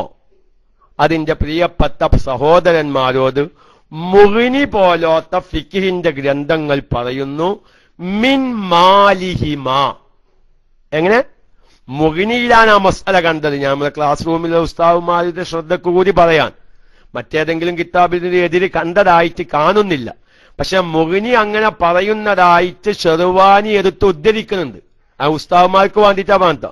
ആ മുഗ്നി പറഞ്ഞതിനൊരു എതിര് മറ്റു ഫിഖിന്റെ ഗ്രന്ഥത്തിൽ ഉണ്ടായിരുന്നുവെങ്കിൽ ഷെർവാനി അത് സൂചിപ്പിക്കേണ്ടതായിരുന്നു, തുയ്ഫന്റെ ആശ. പക്ഷെ അങ്ങനെ ഷെർവാനി അത് സൂചിപ്പിച്ച് കാണാനില്ല. ഷെർവാനി പറയുന്നത് എന്താണ്? മിൻ മാലിഹിമ മഅൽ ഖലാഇ, കളാ വീട്ടലോട് കൂടെ അവർ 2 പേരുടെ, ആ 2 പേരുടെ? ഗർഭിണിയായ സഹോദരിയുടെ മുലയൂട്ടുന്ന സഹോദരിയുടെ സ്വത്തിൽ നിന്നാണ് ഈ ഫിദിയ കൊടുക്കേണ്ടത്. പുരുഷന്മാര് കഴിച്ചില്ലായല്ലേ? ചിലപ്പോ ആവശ്യമാവും. 29 നോമ്പ് ഒഴിവാക്കിക്കുന്നു. ഗർഭിണിയായ സഹോദരി എന്ത് ചെയ്തിട്ടുണ്ട്? അൽഹംദുലില്ലാ, നമ്മുടെ തമാം എന്ന ഐഡിയയിലുള്ള ഒരു സുഹൃത്ത് ഒരു ഉപകാരം ചെയ്യുന്നുണ്ട്. ഈ മലയാളം ഇല്ലാത്തവര് മൂപ്പരുടെ ഐഡിയയിലേക്ക് എന്ത് ചെയ്താൽ മതി, PM അയച്ചാൽ മൂപ്പർ അത് മലയാളാക്കാൻ സൗകര്യം. അതൊക്കെ ഒരു ദഅവയാണ്. അതൊക്കെ നമ്മളൊരു ഉപകാരമാണ്, സാധാരണക്കാർക്കുള്ള ഒരു ഉപകാരം ചെയ്യലാണ്.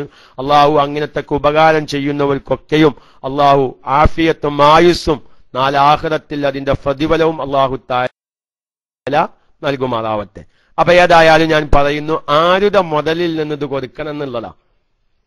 അത് മുഗ്നി പറയുന്നത് മിൻ മാലിഹിമ, ഈ ഗർഭിണിയായ സഹോദരിയുടെ മുതലിൽ നിന്ന് അവളുടെ മുദ് ഫിദിയ ഓല് കൊടുക്കുക. മുലയൂട്ടുന്ന സഹോദരി അവളുടെ മുതലിൽ നിന്നും കൊടുക്കണം.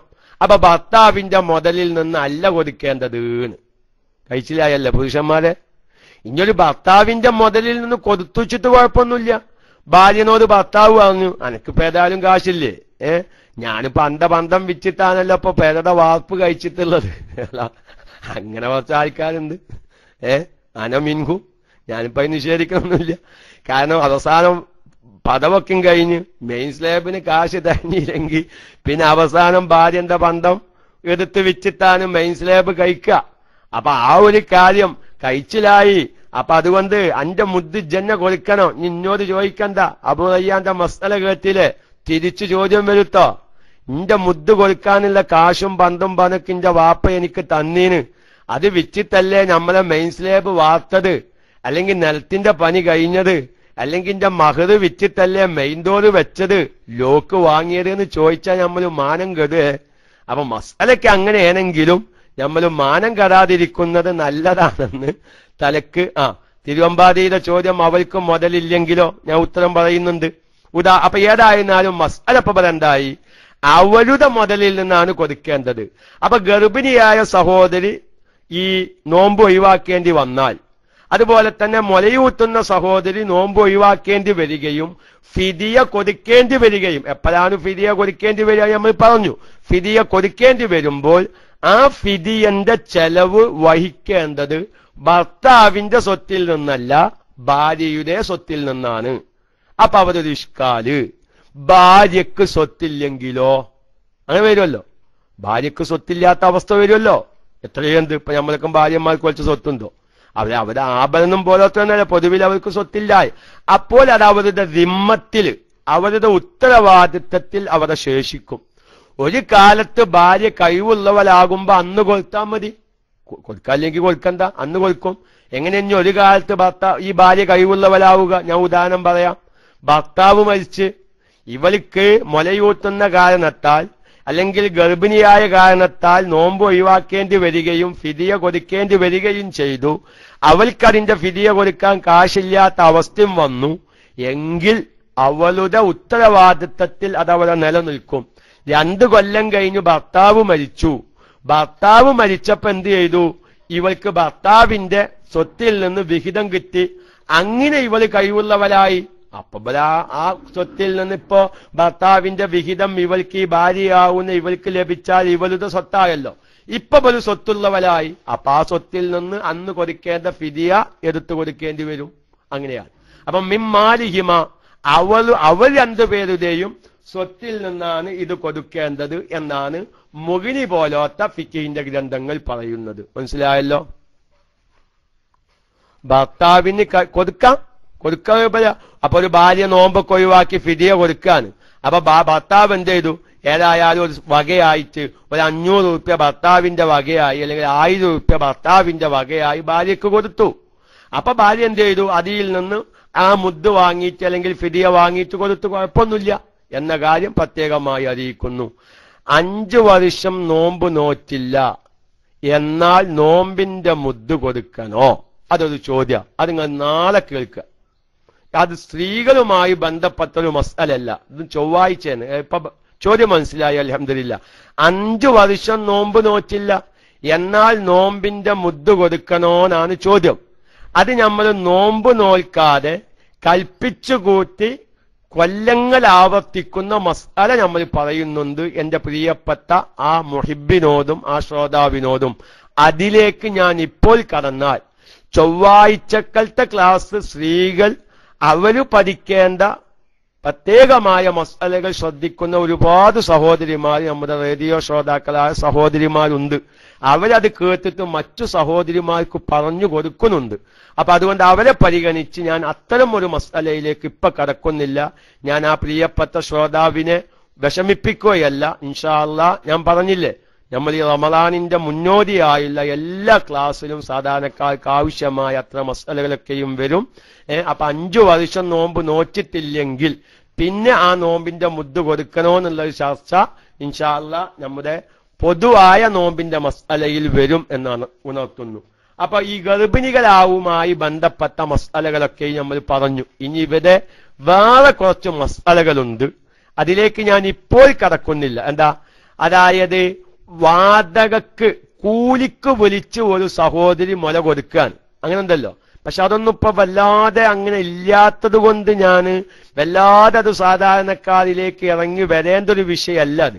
അതായത് ഒരു കുഞ്ഞിന് പാല് കൊടുക്കാൻ ഈ കുഞ്ഞിനെ പ്രസവിച്ച മാതാവ് മരിച്ചു, അല്ലെങ്കിൽ ആ മാതാവിന്റെ മുലയിൽ എന്തെങ്കിലും രോഗം കാരണം ആ മാതാവിന് മുല കൊടുക്കാൻ പറ്റാത്ത അവസ്ഥ വന്നു.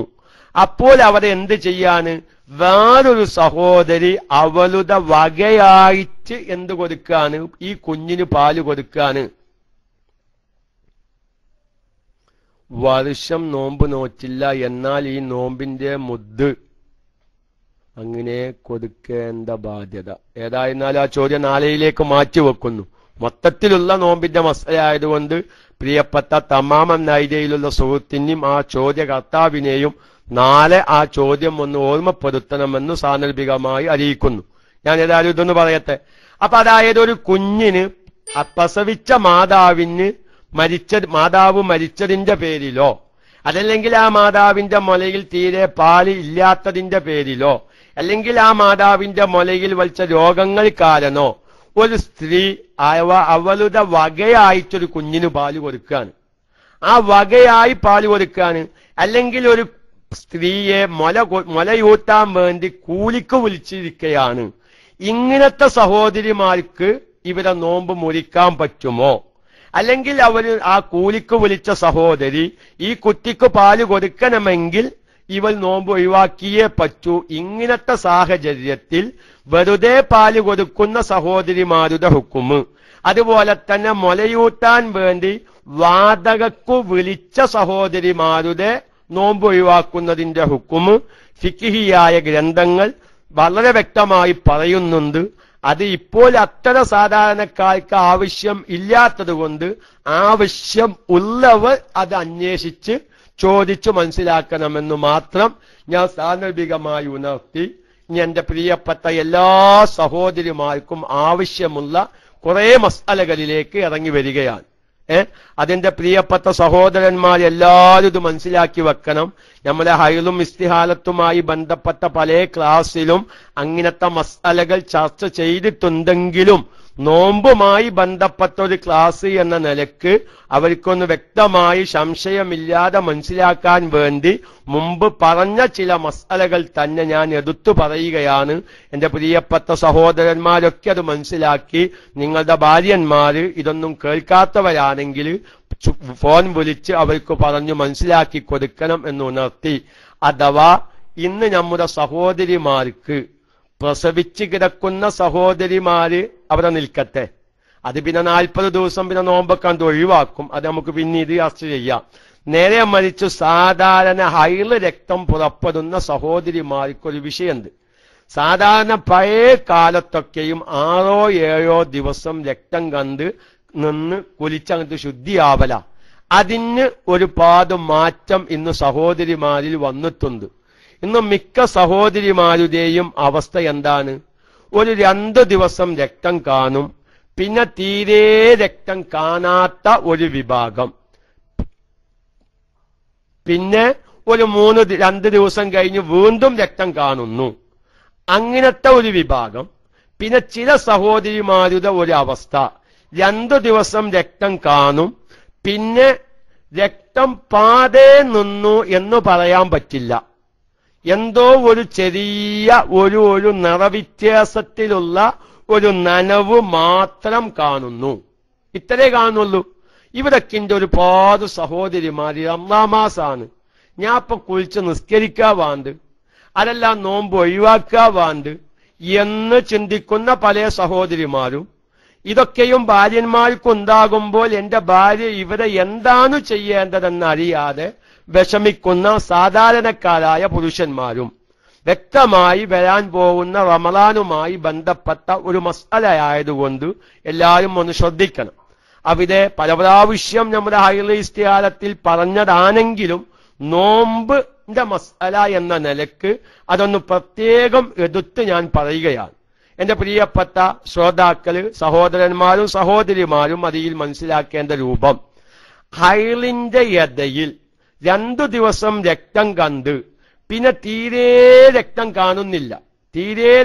കാണുന്നില്ല എന്ന് പറഞ്ഞാൽ പഞ്ഞി പോലോത്തത് യോനിനാളത്തിൽ വെച്ച് യാതൊരു നിറവും ആ പഞ്ഞിയിൽ കാണുന്നില്ല എങ്കിൽ ആ അവസ്ഥക്ക് പറയുന്ന പേരാണ് നഖാ, പൂർണ്ണമായും ഒരു ശുദ്ധിയുള്ള രൂപം. അങ്ങനത്തെ ഒരവസ്ഥ ഹൈലിന്റെ ഇടയിൽ സ്ത്രീകൾക്ക് കാണാം. ഇനി എങ്ങനെയും കാണാം, തീരെ നിന്നിട്ടില്ല, പഞ്ഞി പോലോത്തത് യോനിയിൽ വെച്ചാൽ ആ പഞ്ഞി പുറത്തേക്കെടുത്തു നോക്കിയാൽ ആ പഞ്ഞിയുടെ മുകളിൽ ഒരു രക്തത്തിന്റെ ഒരു നിറം ഇങ്ങനെ കാണുന്നു.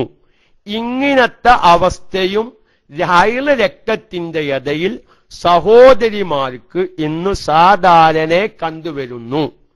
ഇങ്ങനത്തെ അവസ്ഥയിൽ ഈ സഹോദരിമാര് റമളാൻ മാസത്തിൽ എന്തു ചെയ്യണം എന്നതാണ് നമ്മുടെ ചർച്ച.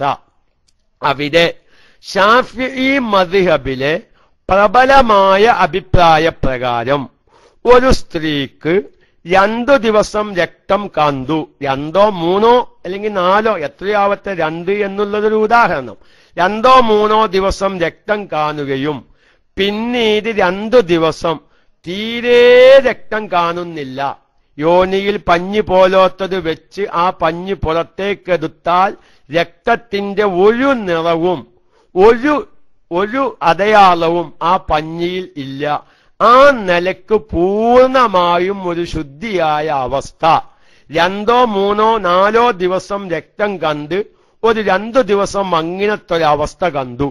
ആ പെണ്ണ് എന്തു ചെയ്യണം? കുളിച്ച് ശുദ്ധിയായി നിസ്കാരത്തിലേക്കും നോമ്പിലേക്കും പ്രവേശിക്കണം.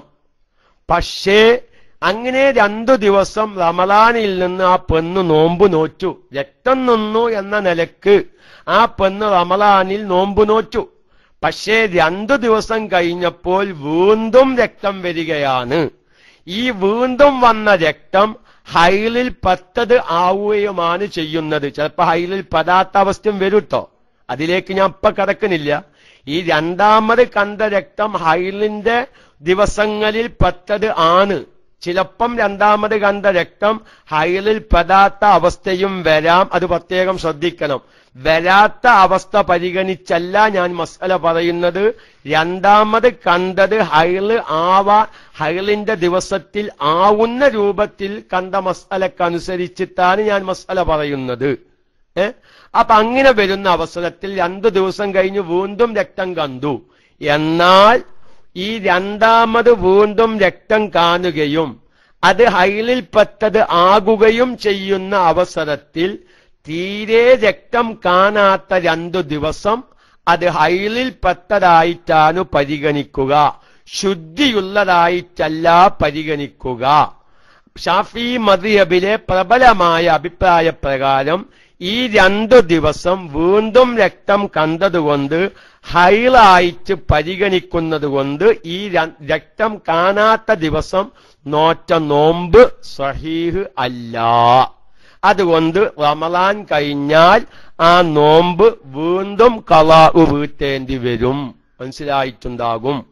അതാണ് ഷാഫി മദ്ഹബിലെ പ്രബലമായ അഭിപ്രായം.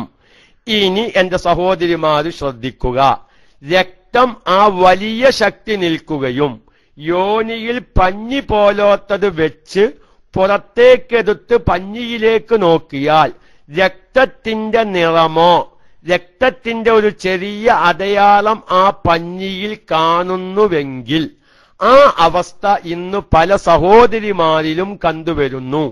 അങ്ങനത്തെ അവസ്ഥക്ക് ഫത്തറത്ത് എന്നാണ് നമ്മുടെ ഫിഖിന്റെ അടിസ്ഥാനത്തിൽ പറയുക.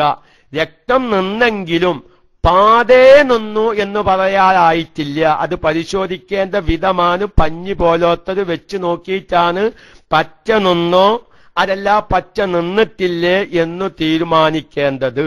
അങ്ങനെ പഞ്ഞിയിൽ ഒരു രക്തത്തിന്റെ ഒരു ചെറിയ നിറം കാണുന്നു, എന്നാൽ ഒരു രക്തം പുറപ്പെടുന്നുണ്ട് എന്ന് പറയാനും പറ്റൂല. അങ്ങനത്തെ ഒരു അവസ്ഥ. അങ്ങനെ അവസ്ഥയിൽ അതിന് ഫത്തറത്തു എന്ന അവസ്ഥ എന്നാണ് പറയാ. ശാഫിഈ മദ്ഹബിലെ എല്ലാ അഭിപ്രായ പ്രകാരവും ആ അവസ്ഥ പഞ്ഞി പോലത്തത് വെച്ച് പഞ്ഞി പുറത്തേക്കെടുത്തു നോക്കുമ്പോൾ രക്തത്തിന്റെ അടയാളം, ആ ഒരു ചെറിയ അടയാളൊക്കെയും ആ പഞ്ഞിയിൽ കാണുന്നുണ്ടെങ്കിൽ ആ അവസ്ഥക്ക് ഫത്തറത്ത് എന്നാണ് പറയുക. ശാഫിഈ മദ്ഹബിലെ എല്ലാ അഭിപ്രായ പ്രകാരവും ആ അവസ്ഥ ഹൈലാവസരമാണ്. ആ സമയം അങ്ങനെയാകുമ്പോ കുലിക്കാറായിട്ടില്ല, കുലിച്ച് നിസ്കാരത്തിലേക്ക് പ്രവേശിക്കാറായിട്ടില്ല, നോമ്പിലേക്ക് പ്രവേശിക്കാറായിട്ടില്ല എന്നും എന്റെ പ്രിയപ്പെട്ട സഹോദരന്മാരെയും സഹോദരിമാരെയും അറിയിക്കുന്നു. ഇത്തരം മസ്അലകള് ഇനി സാധാരണക്കാരാവുമ്പോ ചിലപ്പം പെട്ടെന്ന് മനസ്സിലായില്ല എന്ന് വരും. അങ്ങനത്തെവർക്കുണ്ടെങ്കിൽ ഇനി വേണ്ടതുപോലെ അന്വേഷിച്ച് ഫോൺ വിളിച്ചോ പറ്റാവുന്ന ഉസ്താദന്മാരോട് ചോദിച്ചോ കാര്യങ്ങൾ മനസ്സിലാക്കണം എന്നു സാന്ദർഭികമായി ഉണർത്തുകയാണ്. ഇനി അടുത്തത് എല്ലാവരും പല സാധാരണക്കാർക്കുമുള്ള ഒരു സംശയം. അഥവാ കുലിച്ച് രക്തം നിന്നു നോമ്പിലേക്ക് പ്രവേശിക്കുന്നതിനു മുമ്പ് കുലിക്കാൻ സൗകര്യം കിട്ടിയില്ലെങ്കിൽ നോമ്പ് നോൽക്കാൻ പറ്റുമോ ഇല്ലേ എന്ന ഒരു സംശയം.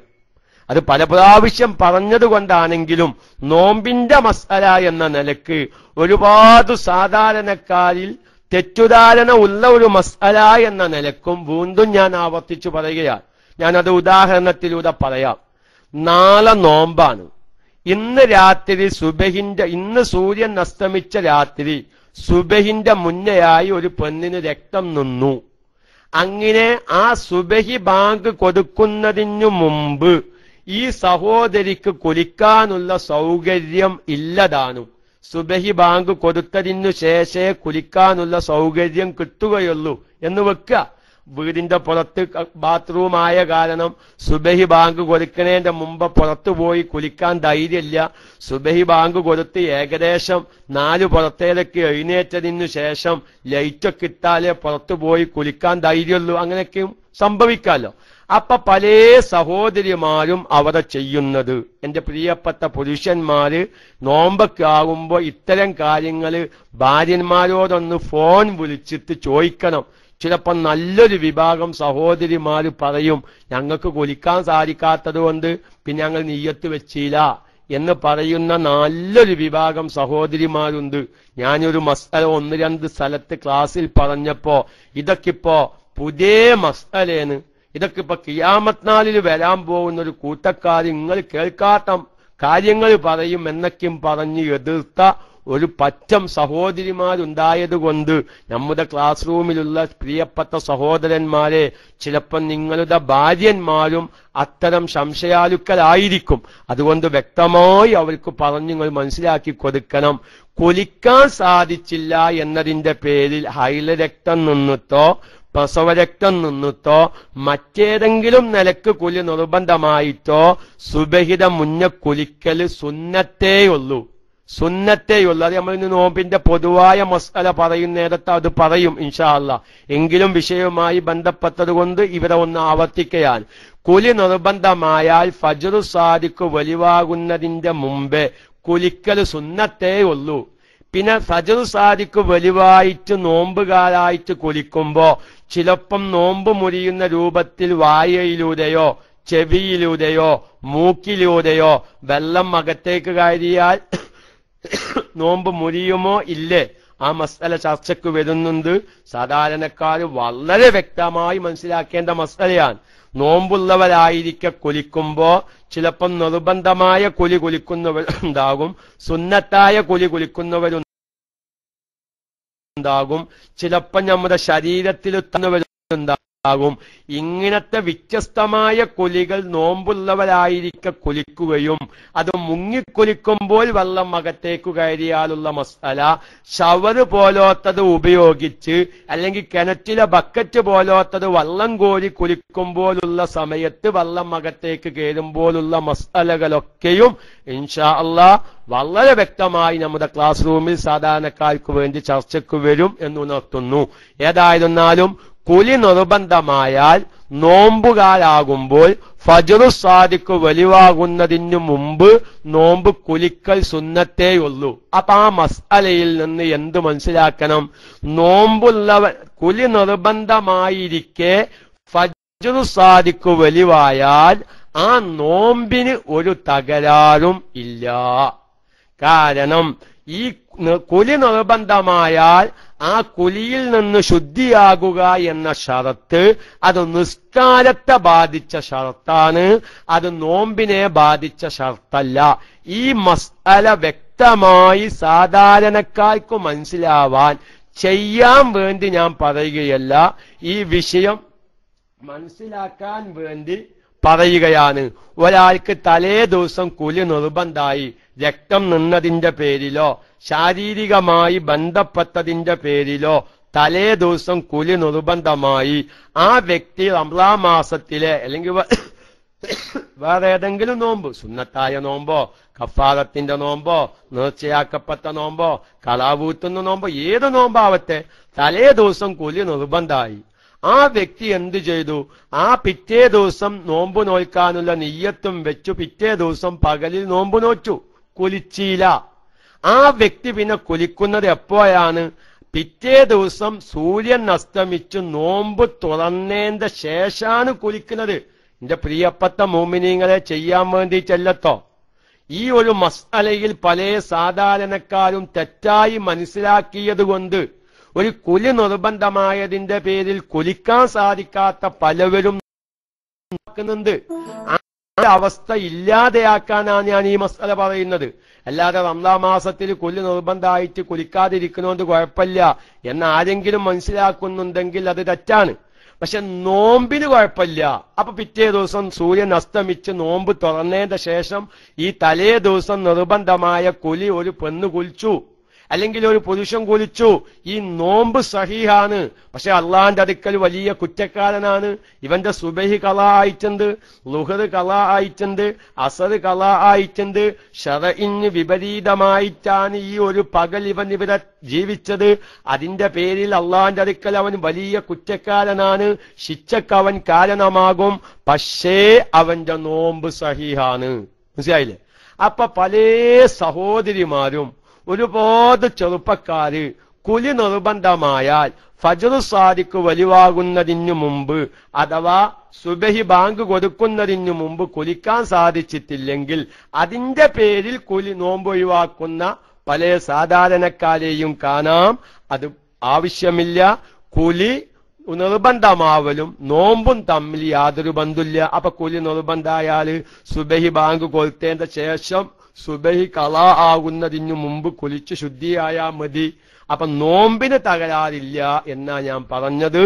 എന്റെ പ്രിയപ്പെട്ട സഹോദരിമാരോട് ഞാൻ പ്രത്യേകിച്ച് ഈ ക്ലാസ് കേൾക്കുന്ന സഹോദരിമാര് ഇത്തരം മസ്അലകളൊക്കെ മനസ്സിലാക്കി, ഒരുപാട് സഹോദരിമാര് സാധുവായ ഞാൻ ക്ലാസ് എടുക്കാൻ പോകുന്ന പല സദസ്സിലും ഇത്തരം മസ്അലകൾ പറയുമ്പോ സഹോദരിമാരെ അതിനെ എതിർക്കാറുണ്ട്. അത് എന്റെ പ്രിയപ്പെട്ട പുരുഷന്മാർ എന്നോട് സഹകരിക്കണം.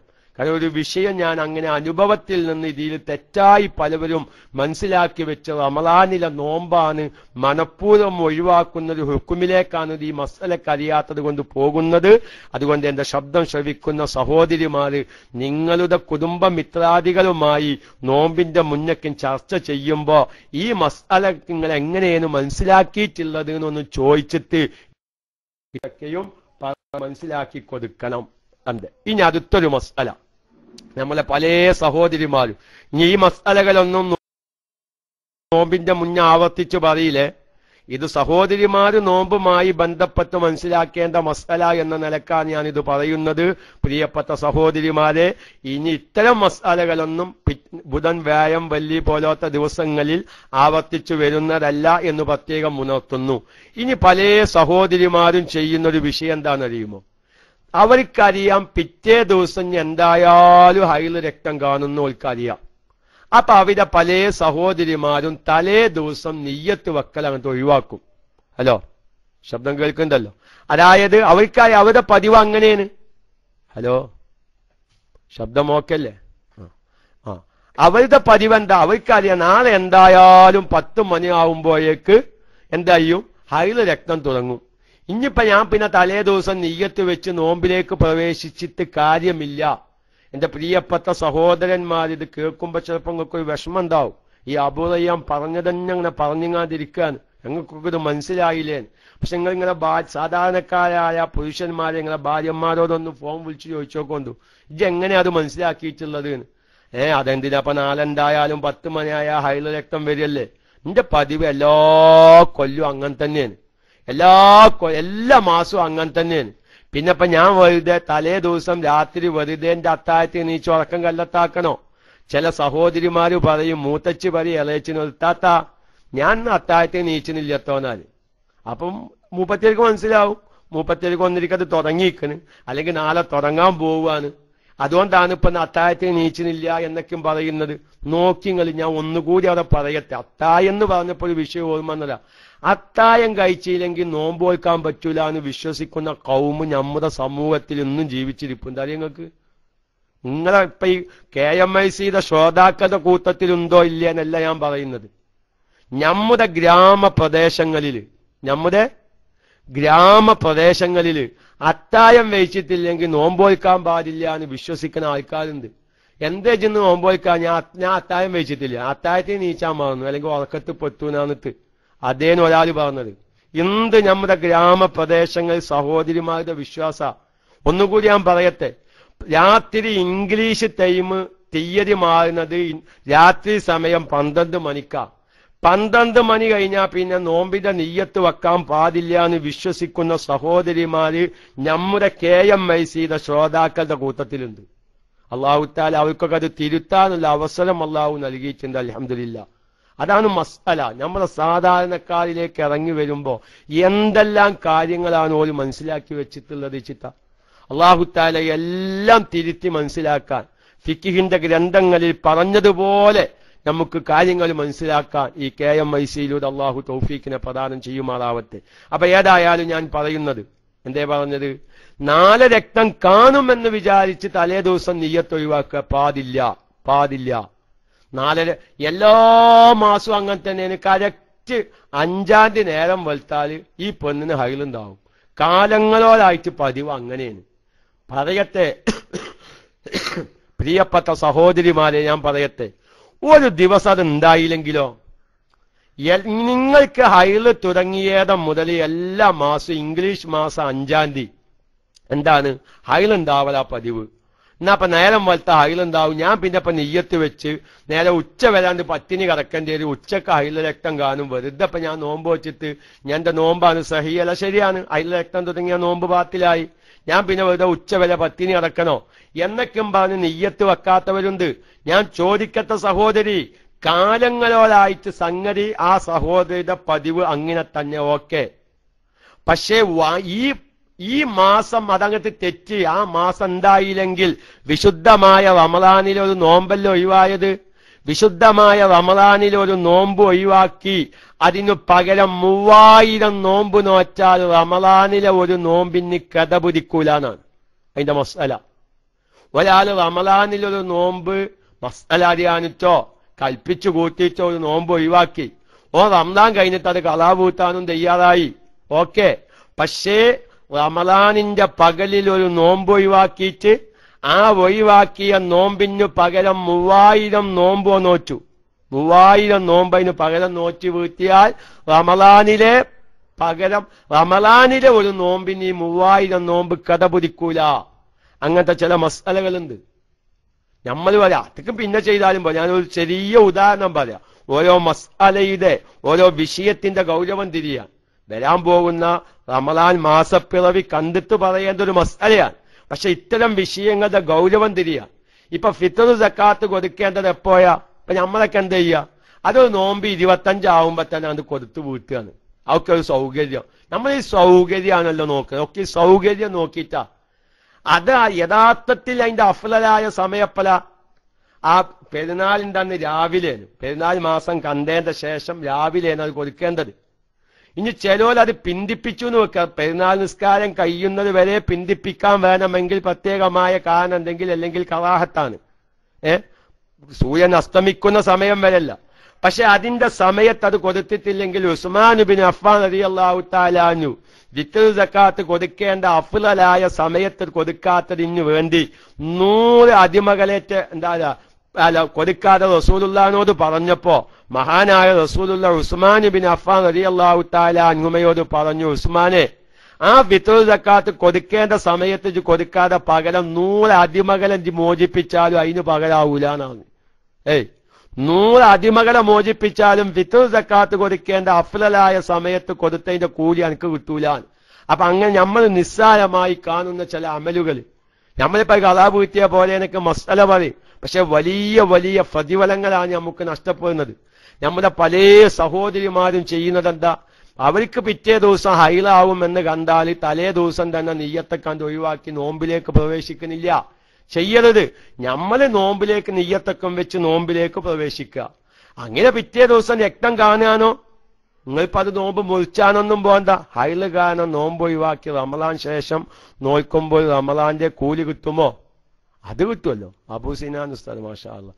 ഹൈല് കാരണം നോമ്പ് ഒഴിവാക്കി റമളാന്റെ ശേഷം നോമ്പ് നോക്കുമ്പോൾ റമളാന്റെ ആ യഥാർത്ഥ ആണുങ്ങളുടെ അത്ര കൂലിയെ കിട്ടിക്കോന്നില്ല അബൂ സിനാൻ ഉസ്താദെ. നമ്മൾ ശ്രദ്ധിക്കേണ്ട ഒരു മസ്തലെ.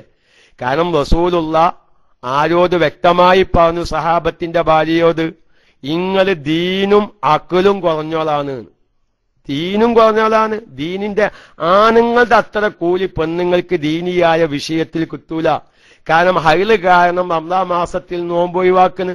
പിന്നെ അവർക്ക് ഇത് കളാവ് കിട്ടിയാണ്. ആണുങ്ങൾ എന്താ ചെയ്യുന്നത്? അവരും റമളാൻ മാസത്തിൽ തന്നെ 29 അല്ലെങ്കിൽ 30 നോമ്പ് നോറ്റ് വീട്ടുകയാണ്. അപ്പൊ അതിന്റെ അത്ര കൂലി ചിലപ്പം പെണ്ണുങ്ങൾക്ക് കുറച്ച് കമ്മി വരും. പക്ഷെ ആ പകരങ്ങളൊക്കെ അല്ലാഹു തആല മറ്റു നിലക്ക് അവർക്ക് വീട്ടി കൊടുക്കുന്നുണ്ട്. അതേത്? ഒരു പെണ്ണ് പ്രസവിച്ച് ഒരു പൈതലിന്റെ കാരണത്തിന് വേണ്ടി ഒരു പെണ്ണ് രാത്രി ഉറക്കമൊഴിച്ചാൽ 70 അടിമയെ മോചിപ്പിച്ച പ്രതിഫലം ആ പെണ്ണിന് കൊടുക്കുന്ന ഇതാണുങ്ങൾക്ക് കിട്ടൂല അബൂ സിനാൻ ഉസ്താദെ. അപ്പൊ ഒരു പെണ്ണിന് ഒന്നിന്റെ കൂലി നഷ്ടം വരുമ്പോ വേറൊന്നുകൊണ്ട് അള്ളാഹു നികത്തി കൊടുക്കും. ഒരു പെണ്ണ് ഒരു കുഞ്ഞു ഉറക്കമൊഴിച്ച് ഉറങ്ങാത്തതിന്റെ പേരിൽ ഒരു പെണ്ണ് ഉറക്കമൊഴിച്ചാൽ ആ പെണ്ണിന് അല്ലാഹു തആല കൊടുക്കുന്നത് 70 അടിമകളെ മോചിപ്പിച്ച കൂലിയ. ഇനി വേറെ തന്നെ ഒരു പെണ്ണ് തന്റെ കുഞ്ഞിന് പാല് കൊടുക്കുമ്പോൾ ആ മുലയിൽ നിന്നുള്ള ഓരോ തുല്ലിക്കും ഓരോ ഹസനത്താണ് ആ പെണ്ണിന് അല്ലാഹു ഇക്കാതാക്കുന്നത്. ഇതാണുങ്ങൾക്ക് കിട്ടൂല. അപ്പൊ പെണ്ണിന് ഒരു കൂലി കമ്മിയാകുന്നുണ്ടെങ്കിൽ പെണ്ണിന് വേറെ ചില കാര്യങ്ങളെ കൊണ്ട് അല്ലാഹു തആല പരിഗണിച്ചു കൊടുക്കും. ഒരു കുട്ടി ഒരു നേരം പാല് കൊടുക്കുമ്പോ എത്ര ലിറ്റർ പാല് കുടിക്കുന്നത് ചിട്ടാ? ഒരു ദിവസം ഒരു കുട്ടി നമ്മളിതിങ്ങനെ വായിൽ വെച്ചുകൊടുക്കുമ്പോ എത്ര ലിറ്ററാണ്, എത്ര ഗ്ലാസ്സാണ് ഈ കുട്ടി കുടിക്കുന്നത് എന്ന് അറിയില്ല. ഓരോ തുള്ളിക്കും ഒരു ഗ്ലാസ് പാല് മിനിമം ഒരു കുട്ടി ഒരു നേരം ഉമ്മയുടെ മുലപ്പാലിൽ നിന്ന് കുടിക്കില്ലേ? ആ ഒരു തുല്ലിക്ക് ഒരു ഗ്ലാസ് പാലിൽ എത്ര തുല്ലി പാലുണ്ടാകും? അത്ര തുല്ലി ഹസനാത്ത് അല്ലാഹു തആല ഈ പെണ്ണിന്റെ റിക്കാദിൽ. അപ്പോ റമളാനില് ഹൈല് കാരണം നോമ്പ് ഒഴിവാക്കി പകരം ഖളാഅ് വീട്ടുമ്പോ ചിലപ്പം റമളാനിൽ അത്ര തന്നെ കൂലി കിട്ടിക്കോന്നില്ല.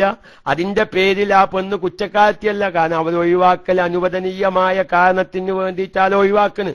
ഇപ്പൊ ഉദാഹരണം പറയാം, ഒരാൾ രോഗം കാരണം നോമ്പ് ഒഴിവാക്കി പകരം പിന്നെ റമളാൻ കഴിഞ്ഞിട്ട് ഖളാഅ് വീട്ടുകയാണ്. എന്തായാലും അതിൻ്റെതായ ഒരു ചെറിയ കമ്മി വരും. അങ്ങനെയാണ് നമുക്ക് കിതാബുകളിൽ നിന്ന് മനസ്സിലാകുന്നത്. പകരം അല്ലാഹു തആല വേറെ ഏതെങ്കിലും നിലക്കത് നിറവേറ്റി കൊടുക്കും. അപ്പൊ ഏതായാലും ഞാൻ പറയുന്നത്, നമ്മുടെ അബൂ ഹാഷിം ഉസ്താദ് അല്ല, ചൊവ്വാഴ്ച അബൂ ഹാഷിം ഉസ്താദിന്റെ ക്ലാസിന്റെ സമയമാണ്. ക്ലാസ് റൂമിൽ എത്തിയിട്ടുണ്ടെങ്കിൽ അത് നമ്മളെ ചോദ്യമൊക്കെ മാറിപ്പോകും സ്ഥലം. ഞാൻ പതിലേക്ക് ഇറങ്ങിയത് 1-2 പ്രധാനപ്പെട്ട മസല, സ്ത്രീകൾ നോമ്പുമായി ബന്ധപ്പെട്ട് മനസ്സിലാക്കേണ്ട പ്രധാനപ്പെട്ട 1-2 മസല കൂടി പറയാനുണ്ട്. അബൂ ഹാഷിം ഉസ്താദ് ലൈനിൽ എത്തിയിട്ടുണ്ടെങ്കിൽ ഒന്ന് മുകളിലേക്ക് വരണം. പ്രസവിക്കാത്ത പെണ്ണിന് എന്താണ് കൂലിയുള്ളത്? അവർക്ക് ക്ഷമിച്ചതിന്റെ കൂലിത്തും. അതൊക്കെ അങ്ങനത്തെ വിഷയം ഞാൻ കിടക്കുന്നില്ല. പടച്ചോനെ, എല്ലാവർക്കും കുട്ടികളെ കൊടുത്തല്ലോ, നിക്ക് മക്കളെ തന്നില്ലല്ലോ, നിന്റെ ആ കലാക്കതിരിൽ നിന്റെ തീരുമാനത്തിൽ ഞാൻ സന്തോഷിക്കുന്നു. എനിക്ക് നീ തന്ന ഒരു തീരുമാനം അങ്ങനല്ലേ, ഞാൻ അതുകൊണ്ട് തൃപ്തിപ്പെടുന്നു എന്ന് ആ പെണ്ണ് നല്ലൊരു മനക്കേതെടുത്ത് കിട്ടുമ്പോ ആ ഒരു ക്ഷമിച്ചതിന്റെ കൂലി അള്ളാഹു തആല കൊടുക്കും. ഏതായിരുന്നാലും ഞാൻ അത്തരം വിഷയത്തിലേക്ക് ഇൻഷാ അല്ലാഹ് പിന്നെ കടക്കാം. അപ്പൊ 2 കാര്യം സ്ത്രീകൾ പ്രത്യേകം മനസ്സിലാക്കണം. കുലിക്കാത്തതിന്റെ പേരിൽ നോമ്പിലേക്ക് പ്രവേശിക്കാത്ത സഹോദരിമാര് അത് ഒഴിവാക്കണം. അതുപോലെ തന്നെ പിറ്റേ ദിവസം ഹൈൽ ഉണ്ടാവുമെന്ന് വിചാരിച്ചിട്ട് നോമ്പൊക്കെ ഒഴിവാക്കി, നിയ്യത്തൊക്കെ ഒഴിവാക്കിയിട്ട് സുബഹിയിലേക്ക് പ്രവേശിക്കുക, അതും ഒഴിവാക്കണം. ഇനി എന്റെ പ്രിയപ്പെട്ട സഹോദരിമാര്, നോമ്പുമായി ബന്ധപ്പെട്ട് മനസ്സിലാക്കേണ്ട ഒരു വിഷയം, അത് നമ്മളെ ക്ലാസ് റൂമിൽ പല പ്രാവശ്യം പറഞ്ഞ തന്നെയാണ്. പക്ഷെ പുതിയ വല്ല ശ്രോതാക്കളും ഉണ്ടെങ്കിൽ അവർക്ക് വേണ്ടി അതൊന്ന് ഉണർത്തിയിട്ട് ഒറ്റ വാക്കിൽ പറഞ്ഞ് എന്തായാലും ഞാൻ ക്ലാസ് അവസാനിപ്പിക്കുകയാണ്. അഥവാ ഇസ്തിഹാലത്ത് രോഗികൾ ഇഷ്ടം പോലെ നമ്മുടെ ക്ലാസ് റൂമിലെ ശ്രോതാക്കളുടെ കൂട്ടത്തിലുണ്ട്, അല്ലെങ്കിൽ കേൾക്കുന്നവരെ കുടുംബ മിത്രാദികളിലുണ്ട്. അവര് നിസ്കരിക്കേണ്ട രൂപങ്ങളും കാര്യങ്ങളൊക്കെ നമ്മൾ വിശദീകരിച്ചിട്ടുണ്ട്. പക്ഷേ ഒരുപാട് സഹോദരിമാര് KMICയുടെ ഒരു ഉപഹാരമായിട്ട് കണക്കാക്കിയിട്ടുണ്ട്. ഉസ്താദെ, KMICയിൽ നിന്നാണ് ഇസ്തിഹാലത്ത് രോഗികൾ പഞ്ഞി എവിടെയാണ് വെക്കേണ്ടത് എന്ന് മനസ്സിലായത്. KMICയുടെ ഒരു ഉപഹാരമായിട്ട് പ്രിയപ്പെട്ട പല സഹോദരിമാരും സ്വീകരിച്ചിട്ടുണ്ട്. കാരണം നല്ലൊരു വിഭാഗം സഹോദരിമാര്, എന്തിനപ്പോ ഞാൻ അതിനെപ്പറ്റി പറയാ, ഞാൻ ഏതായാലും അത് പറയുന്നില്ല, എവിടെയോ കൊണ്ടുപോയിട്ടൊക്കെ പഞ്ഞു വെച്ചിരുന്നത്. ഒരു ഇസ്തിഹാലത്ത് രോഗി നിസ്കരിക്കുന്ന സമയത്ത് വെച്ച് കെട്ടുക എന്ന മസല മാത്രം മനസ്സിലാക്കി ആ പഞ്ഞി വെക്കേണ്ട രൂപം KMICയിൽ നിന്ന് മനസ്സിലാക്കിയ എന്റെ പ്രിയപ്പെട്ട സഹോദരിമാര്, നിങ്ങൾക്ക് വേണ്ടപ്പെട്ടവർക്കൊക്കെയും അത് നിങ്ങൾ പറഞ്ഞു മനസ്സിലാക്കി കൊടുക്കുക. പക്ഷെ നോമ്പുള്ള സമയത്ത് എന്ത് ശ്രദ്ധിക്കണം? പ്രിയപ്പെട്ട സഹോദരിമാര് പ്രത്യേകം ശ്രദ്ധിക്കണം. അന്നത് പറയുമ്പോ മനസ്സിലാവാത്ത വല്ല സഹോദരിമാരുണ്ടെങ്കിൽ റമളാനിലെ നോമ്പ് ബാത്തിലാവാതിരിക്കാനാണ് ഞാൻ ഈ മസ്അല ഒന്ന് എടുത്തു പറയുന്നത്. അതെന്താ? ഇസ്തിഹാലത്ത് രോഗി പഞ്ഞു വെക്കേണ്ടത് യഥാർത്ഥത്തിൽ അവരുടെ യോനിയിലാണ്. ഇനി ആരെങ്കിലും കേൾക്കാത്തവരുണ്ടെങ്കിൽ, പുതിയ വല്ല ശ്രോതാക്കളുണ്ടെങ്കിൽ മനസ്സിലാക്കണം. യോനിയിൽ പഞ്ഞു വെക്കണം. യോനിയിൽ വെച്ച പഞ്ഞിയുടെ തുമ്പോ അല്ലെങ്കിൽ അതിൽ നിന്നുള്ള നൂലോ ഇസ്തിൻജായിന്റെ നേരത്ത് കഴുകൽ നിർബന്ധമായ ഭാഗത്തേക്ക് തല്ലി നിൽക്കാനും പാടില്ല. തല്ലി നിന്നാൽ നിസ്കാരം സഹിയാകുന്നതല്ല. അതൊക്കെ മുമ്പ് വിശദീകരിച്ചിട്ടുണ്ട്. പക്ഷേ നോമ്പുള്ള സഹോദരി അവിടെ പഞ്ഞി വെക്കാൻ പാടില്ല. കാരണം എന്താ? അങ്ങോട്ട് പഞ്ഞി ആയാൽ നോമ്പ് ബാത്തിലാകും. കാരണം ഇസ്തിൻജാ ഒരു സഹോദരി അവരുടെ ഗുഹ്യസ്ഥാനത്തിൽ നിന്ന് കഴുകൽ നിർബന്ധമായ ഭാഗത്തിന്റെ അപ്പുറത്തേക്ക് വല്ലതും നോമ്പുള്ള സമയത്ത് പ്രവേശിച്ചാൽ, അത് ഇസ്തിൻജായിന്റെ നേരത്ത് വിരല് പ്രവേശിച്ചാലും മതിട്ടോ. ഞാൻ അത്രേ പറയുന്നുള്ളൂ. ഒലക്ക മുനുങ്ങുകയാണെങ്കിലും വിരല് മറ വേണം എന്ന അടിസ്ഥാനത്തിൽ ഞാൻ പറയുന്നു. ഇസ്തിൻജായിന്റെ നേരത്ത് കഴുകൽ നിർബന്ധമായതിന്റെ അപ്പുറത്തേക്ക് ഇസ്തിൻജായിന്റെ നേരത്ത് വിരല് പ്രവേശിച്ചാലും നോമ്പ് ബാത്തിലാകും. അതുകൊണ്ട് ഇസ്തിഹാലത്ത് രോഗികൾ, സാധാരണഗതിയിൽ ഇസ്തിഹാലത്ത് രോഗികൾ നിസ്കരിക്കേണ്ട സമയമായാൽ യോനിയിൽ പഞ്ഞുവെച്ച് രക്തം കഴിവിന്റെ പരമാവധി തടഞ്ഞു നിർത്തിയിട്ടാണോ നിസ്കരിക്കേണ്ടത്. പക്ഷേ നോമ്പുള്ള സമയത്ത് ആ ഭാഗത്ത് പഞ്ഞുവെച്ചാൽ അവളുടെ നോമ്പ് ബാത്തിലാകും. അതുകൊണ്ട് നോമ്പുള്ള സമയത്ത് ഏതൊക്കെ? സുബഹി നിസ്കാരം, അതുപോലെ തന്നെ ളുഹ്ർ നിസ്കാരം, അതുപോലെ തന്നെ അസറും. ഇതാണല്ലോ നോമ്പുള്ള സമയത്ത് സംഭവിക്കുന്ന നിസ്കാരം. മഗ്‌രിബ് പിന്നെ നോമ്പ് തുറന്നതിന്റെ ശേഷമാണ്. യശയും പിന്നെ പ്രശ്നമല്ല. സുബഹി നോമ്പിലേക്ക് പ്രവേശിച്ചതിനു ശേഷാണല്ലോ സുബഹി വരിക.